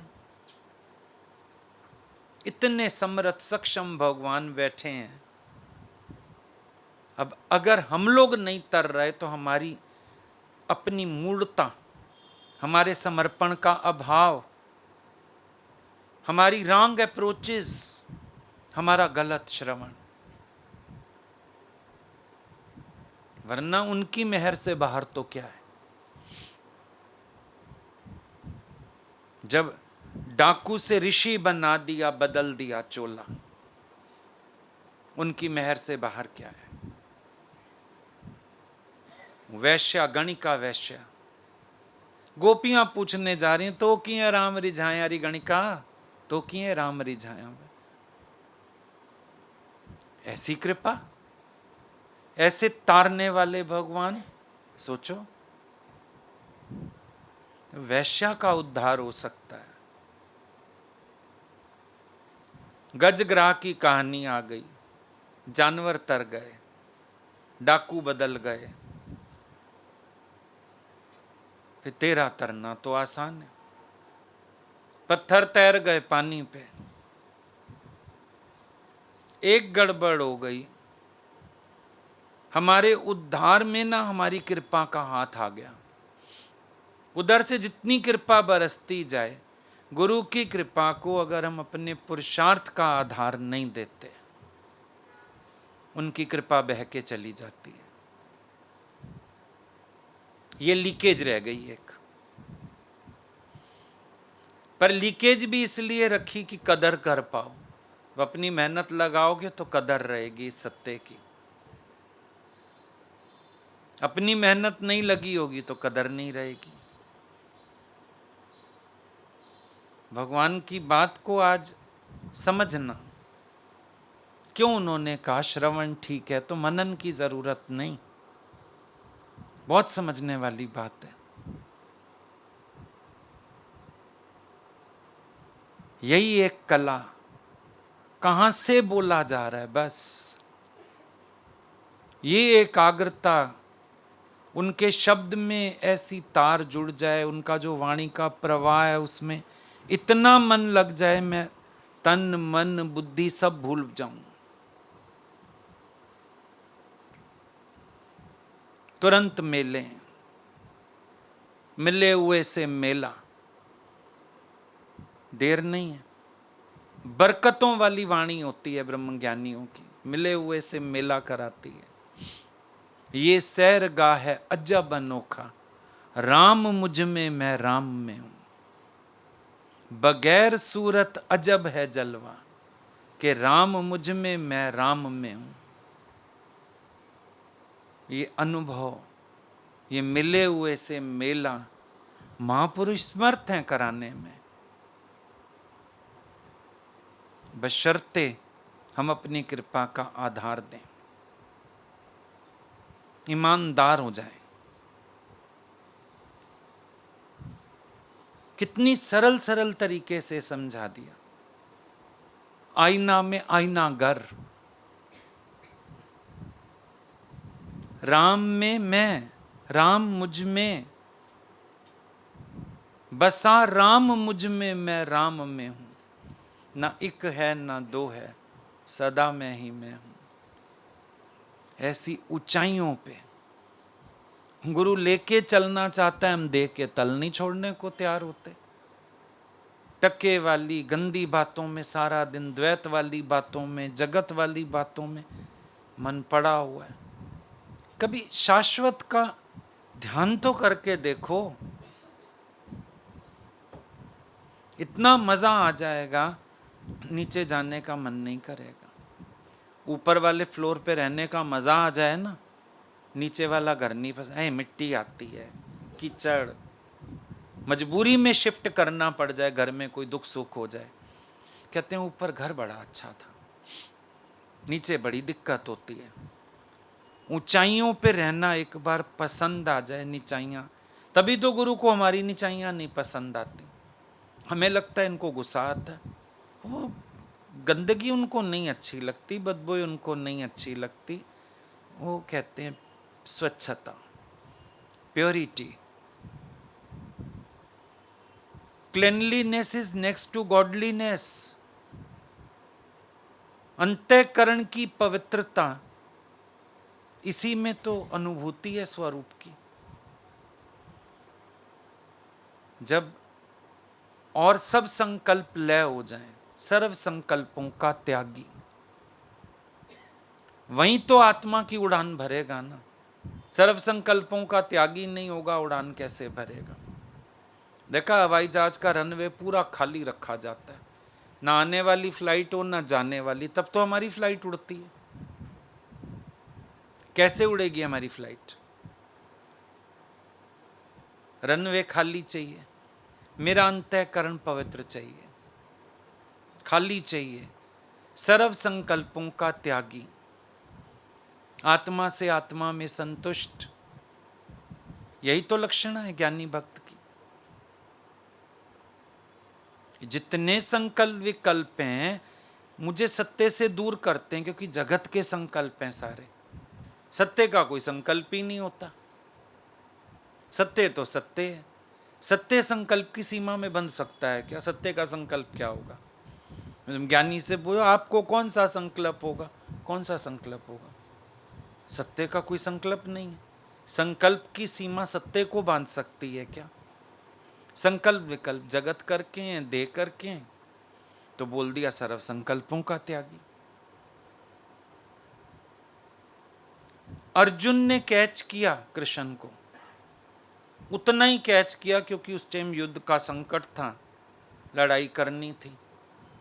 कैच तो दूसरा अध्याय भी कर सकता था, अर्जुन भी ब्रह्मज्ञानी हो सकता था। समझ लो तुम कैच करने की क्या क्या चक्कर है। बुद्ध जो जनक ने कैच किया अष्टावक्र को, वो अर्जुन ने कैच नहीं किया कृष्ण को। अर्जुन को तो अपनी लड़ाई का रुला पड़ा हुआ था, उतना ही कैच किया, लड़ाई की ताकत आ गई, इट्स ओके, बाकी तेरी आत्मा तेरे पास। जनक जाग उठे, अहो आश्चर्य, अहो आश्चर्य, मेरा स्वरूप इतना सुंदर। देख लो श्रवण की महिमा है। अच्छा वैसे भी देखो जो गीता का ज्ञान है, संजय ने भी सुना, धृतराष्ट्र ने भी सुना, अर्जुन ने भी सुना। संजय ने सुना, वो ट्रांसलेटर है, मीडिएटर, देख के सुन इतनी शक्ति मिल गई, पूरा युद्ध का हालचाल देख सकता है। अच्छा जो अर्जुन ने विराट रूप देखा, इसने भी तो धृतराष्ट्र को बताया, इसने भी देखा था।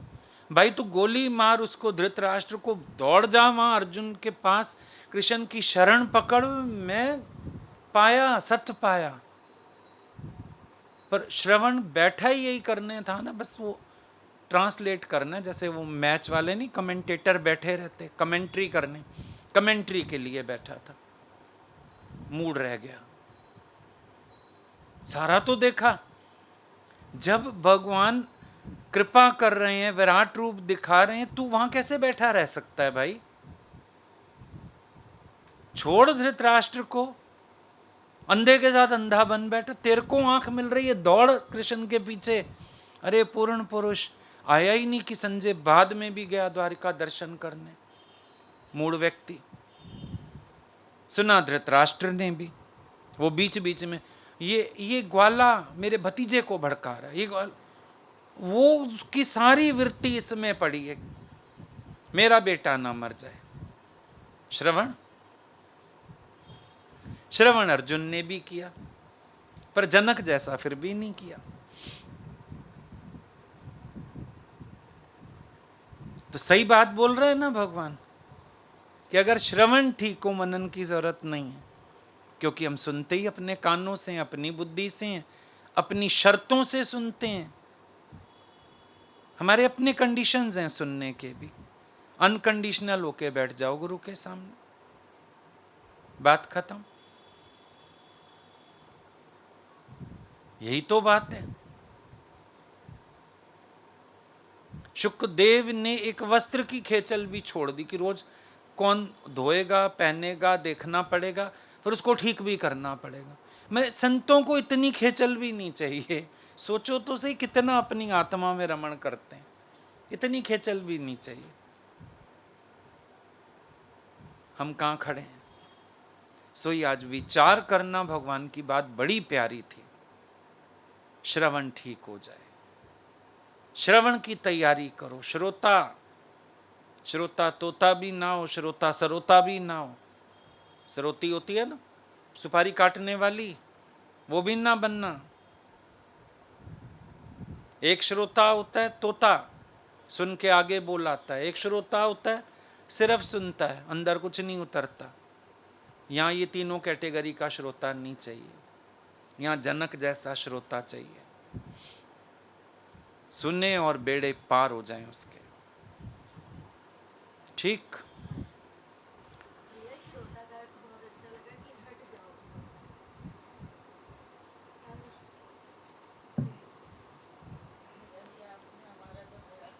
ऐसा सुनो कि सुने और अनसुने से परे हो जाओ।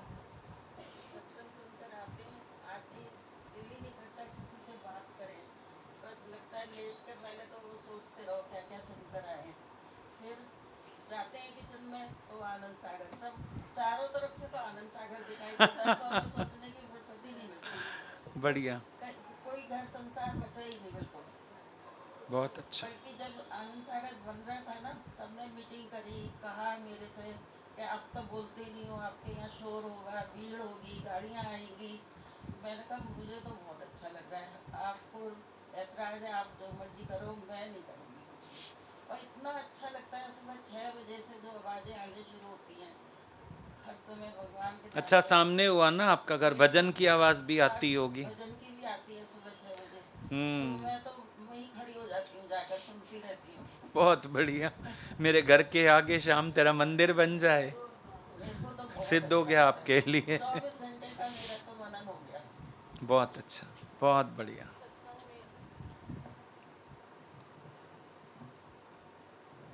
सत्संग में वो घटना घटित होती है जो जो आप बोध की तरफ जो रास्ता ले जाते हो। आत्मा की वाणी मतलब इतनी ऊंची है, समझ में ना आता है। हमारे तल पर आके हमें समझाते हैं। पहले जब हम सत्संग में नए नए आए थे तो ऐसा लगता था बस बैठे हैं, जो जो पॉइंट्स आप बताते थे लगता था ठीक है, हमारे तो बिल्कुल ठीक है, हम तो पहले से ही तैयार होके आए हैं, बस यहाँ बैठे हैं, हम तर गए। लेकिन आज अपनी स्थिति समझ आती है, इतने सुनने के बाद अपनी स्थिति पता चलती है कि वेयर आई स्टैंड, कहाँ कहाँ पे गलती है, कहाँ कहाँ पे अपनी विकार है, किस किस चीज़ को भी ठीक करना पाता है, पढ़ना अभी रहता है। तो अपने ऊपर बहुत मतलब ऐसे लगता है कि बिल्कुल लोअर स्टेप अभी स्टार्ट भी नहीं किया। किस तल की आप बात कर रहे हो और किस तल पे हम खड़े हैं। कितनी कृपा महसूस होती है ना कि मतलब आप हाथ पकड़ के उस बोध की तरफ ले जा रहे हो, मतलब अंधकार से प्रकाश की। और ये यात्रा जो है मतलब दिल अपने आप बाग बाग होता है ये महसूस करके, ये एहसास मतलब बताया नहीं जा सकता, ये शब्दों में बयां कर नहीं सकते। दूसरी बात आपने बताई ना, मृत्यु का भय मुझे बहुत है, कृपा है मुझ पर, समझ लो आप, ये मृत्यु का भय का ये भी बोध की तरफ मुझे प्रेरित करती है। आपने जो दृष्टांत एक बार बताया था कि वो नंगी तलवारें लटक रही हैं, वो मुझे हर समय महसूस होती हैं। वो मुझे प्रेरित करती हैं, अंदर से मोटिवेट करती हैं कि I am not this body, I am right, something else. Beautiful, good, very good.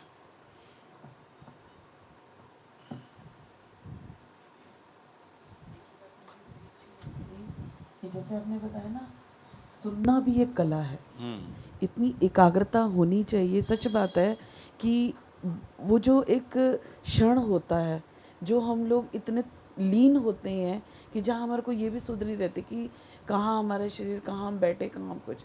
सुनना तो ये चाहिए। और दूसरी एक ये बात बड़ी अच्छी है कि हमारा स्तर भी मनन का ऐसा होना चाहिए, जैसे आपने बोला गुरु ने कहाँ से बोला। एक होता है गुरु ने कहा बोला, क्या बोला? क्या बोला, मतलब ये चीज़ का कितना एक डिफरेंस है। बात वही है, लेकिन क्या बोला हमें उस चीज़ को वो करना है ना। कहाँ से बोला कहाँ ये से, समझना है, क्या बोला पकड़ लेते हो। जी, कहाँ से बोला। और दूसरी एक ये बात भी बड़ी अच्छी लगी कि देखो मतलब हमारे को कितने पूर्ण महापुरुष मिले हैं। जैसे आपने गुरु जी की एक बात बताई कि एक सैर पे भी जा रहे हो और कोई एक व्यक्ति ऐसा मिल गया, मतलब इतना उसको वो प्रकाशित कर दिया, इतना उसका कि वो सत्संग में भी आ वॉक गया। पर तो भगवान बहुत मेहनत करते थे, हम लोगों से भी बहुत मेहनत सही की। बात है। पारस तो सच में कहेंगे सतगुरु होते हैं कि जो एक क्षण के लिए भी उनके पास बैठ जाए ना, कोई ना कोई सूत्र है हमारे हाँ, कोई पास। ना कोई सूत्र है उनके पास जी देने के जी। लिए। पूरी वाणी बहुत ही अच्छी थी, बहुत ही अच्छी, मतलब दिल को कंपायमान करने वाली थी।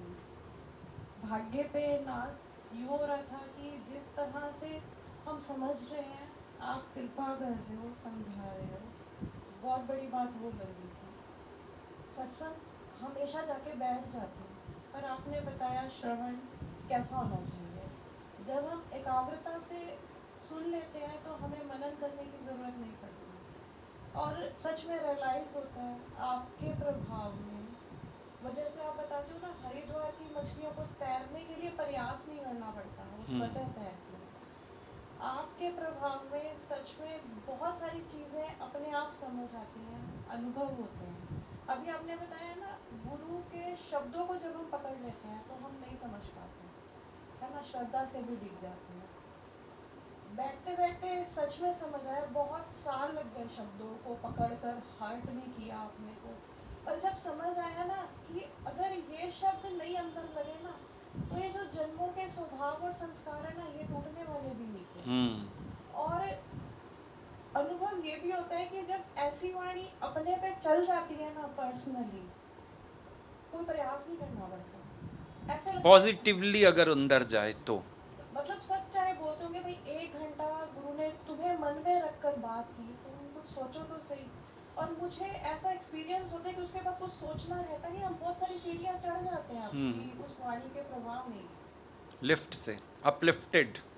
मतलब संस्कार सच में कहाँ छूट जाते हैं। अगर मैं जन्मों जन्म भी लगी रहती ना कुछ अपनी चीज़ों को छोड़ने में, शायद मैं नहीं छोड़ पाती, पर वो जो आपकी वाणी के सत्संग के जो एक प्रभाव में जो चोट होती है ना, उसमें हमारा जो गिर जाता है किला वो अज्ञान वाला। बहुत सारे शेल टूटते हैं।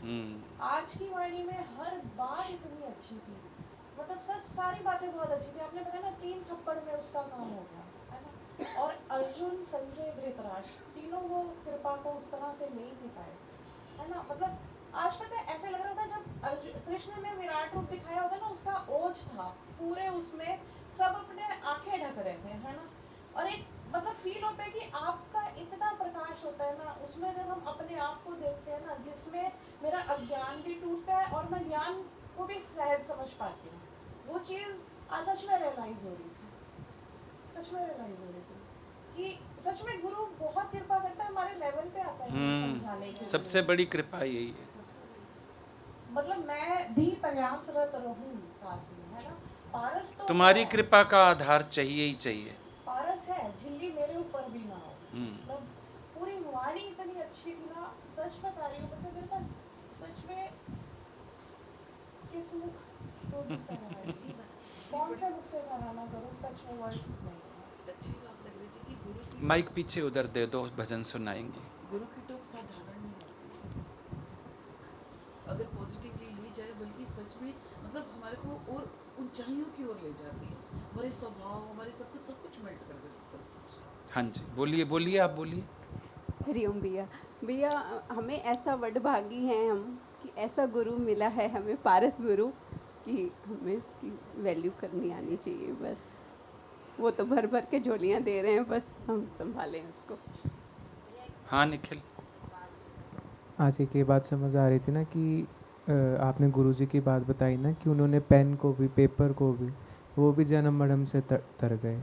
मतलब गुरु में वो काबिलियत है, वो ताकत है, मतलब कमी हमारी रह जाती है, मूर्ता हमारी रह जाती है, जो हम सीख नहीं पाते, अपने आप को बना नहीं पाते। आज अपने लिए ये बहुत समझ आ रहा था। हरिओम, अच्छी बात बताते हो। जितना आप हमें हल्का कर देते हो ना, और कोई नहीं समझ जाता इतना। जैसे आज घंटे की ध्वनि बताई ना कि लोगों को नेगेटिव पॉजिटिव वाली बात ना, उसकी ध्वनि कितनी आप अंदर पॉजिटिव करती है, उसकी वाइब्रेशन कितने अच्छे हमारे लिए, शरीर के लिए लाभदायक है कुछ है। और कोई सोचने वाला भाई हमारे घर के अंदर वो तंग हो, शोर है, शोर है। तो आज इतनी अच्छी सुबह की वाणी इतनी अच्छी लगी कि जैसे बताया ना, नमक वाली बात बताई कि नमक थोड़ा डाल लेना, आप चले जाना। तो एक समझाने वाली बात है ना, कितनी समझदारी वाली बात बताते हो आप कि कितनी मतलब घर की जो नेगेटिव होती है ना, वो पॉजिटिव में बदल जाती है। मतलब आसपास के एटमॉस्फेयर को पॉजिटिव करना भी हमारे हाथ में। नाम विक्षेपता में आए ना विक्षेपता के वातावरण तैयार करें। हाँ, बताते सिंपल बताते, लेकिन उसकी गहराई बहुत बड़ी होती है। आज वो गुरुजी वाला आपने बताया ना, वो लिखते थे लेटर, मतलब पेपर भी रिसाइकिल में नहीं जाते। हाँ। ये सारी बातें इतनी अच्छी थी, इतनी प्यारी थी ना, वो पेन भी, वो अक्षर, वो जो भी महिमा उनके लिए बोली ना आपने, वो बहुत ही अच्छी थी। हाँ। आउटस्टैंडिंग। सारे रिसाइकलिंग से बच गए ना। वो मुक्त हो गए शब्द से, वो शास्त्र बन गए। बताओ। हाँ, उनको भी शब्द मरण, जन्म मरण से छुड़ा दिया, तो तेरा तरना तो फिर आसान है। हाँ सीमा, हाँ बोलो बोलो जल्दी से। भैया आज आपने जो एक मानसरोवर की बात की ना कि सत्संग एक मानसरोवर हाँ है, जी। तो पहले ऐसे लगता था, जो ये कहावत है ना, कौवा कभी हंस की चाल नहीं चल सकता, लेकिन सत्संग वाकई एक ऐसी चीज़ है कि कौवा भी हंस बन के निकल सकता है यहाँ से। ये तो तू डंका बजा सकता। मैं बजा रही हूँ, मैं तो तभी तो मेरे को एकदम से ये कहावत याद आ गई कि ये कहावत गलत है। आपके सत्संग में आके ना कौवे भी हंस की तरह उड़ते हैं, साफ़ सुथरे रहते हैं, कोई उन पे दाग नहीं लगता, कोई उनको ब्लेम नहीं कर सकता, कुछ नहीं। ये सब चीज़ें ना आपके पास ही हो सकती हैं और कहीं नहीं है। और दूसरा जो आपने ये श्रवण के बारे में बताया ना, तो ये ना मैंने सुना है, कि there are 3 types of listing ना, कान से सुनना, ध्यान से सुनना। और कान से सुनना ये कि कभी जैसे हम कहीं पे कुछ सुन के आते हैं और घर आके हम कहते हैं कि हाँ अच्छा था लेकिन पता नहीं क्या सुना, ठीक है। ध्यान से सुनना कि हमें वो शब्द तो पता है कि उन्होंने क्या बोले हैं, बट हमें उसका कुछ मीनिंग नहीं मालूम कि अच्छा है बुरा है, बस सुन लिया बट शब्द हमें मालूम है। बट थर्ड लिस्टिंग इज़ कि प्रेयरफुल लिस्टिंग ना, कि आप दिल से सुनते हो उसको, कि जो आपके अंदर घर कर जाता है। पर आज जो आपने जो समझाया ना श्रवण का, कि मतलब उसके बाद मनन की मतलब कोई पंगा ही नहीं है मनन का ना, सीधा श्रवण सुनो और छुट्टी, मतलब मज़ा आ गया ना ये बात ना जो भी है। भैया 1 मिनट रुको, 2 लाइना सुना ला मैं। अभी तो आप पीतमपुरा वालों के अड़क के चढ़े हो थोड़े से। तुझे याद कर पंजाबियां दे पल्ले ठाकरा बल्ले बल्ले। हाँ जी बल्ले, तेरी ताइक भी ना चले, ना चले सानू चलानी नहीं है। नहीं ठाकुर को बोलते हैं हुण तेरी ताइक भी ना चले, ठाकुर पंजाबियों के आगे तेरी भी नहीं चलेगी। ये बात है, हम गाते थे गुरुजी के आगे ये वाला भजन। मतलब अगले मंडे फिर ये वाला भजन रेडी कर लो। तुझे याद कर लूं तो मिल जाता है सुकून, तुझे याद कर लूं तो मिल जाता है सुकून, मेरे गमों का इलाज भी कितना सस्ता है। वाह वाह, मेरे गमों का इलाज भी कितना सस्ता है। सस्ता तुझे लग रहा है, सस्ता नहीं है, अनमोल है। हाँ ये कह सकते हैं, मेरे मतलब गमों का इलाज भी बेहतरीन है। ठीक है, मैं ये लाइन चेंज कर देती हूँ, ठीक है, ठीक कर लूँगी। और एक चीज़ और, कोई आपको हमारी तरह चाहे तो बताना, कोई आपको हमारी तरह चाहे तो बताना, कोई हमारी तरह आपको सताए तो बताना, क्योंकि मैं तो सताया तो बहुत है ना। कोई हमारी तरह आपको सताए तो बताना, मोहब्बत तो कोई भी कर लेगा आपसे क्योंकि आप प्यारे ही इतने हैं। मोहब्बत तो कोई भी कर लेगा आपसे क्योंकि आप प्यारे इतने हैं, कोई हमारी तरह भी निभाए तो कहना। थैंक पर यू। एक बात है, हाँ जी, कोई तुझे भी हमारी तरह प्यार करे तो नहीं बताना। करेगा, नहीं करेगा, नहीं करेगा, ये फैक्ट है, क्योंकि ये सच्चाई है। गुरु ने हम लोगों को पसंद किया, दुनिया वालों ने तो दुत्कारा हुआ था। भैया अगर गुरु ने आपसे पसंद किया। भैया अगर आपसे इतना प्यार ना मिलता ना, सच्ची कह रही हूँ मैं, उत्थे 3 दिन नहीं टिकना सी। पर ये आपका प्यार ही है, या आनंद सागर में जो भी वॉलंटियर्स हैं या सेवा करते हैं वो सब मेरे को इतना प्यार करते हैं कि इसीलिए मैं वहाँ पर हूँ आज।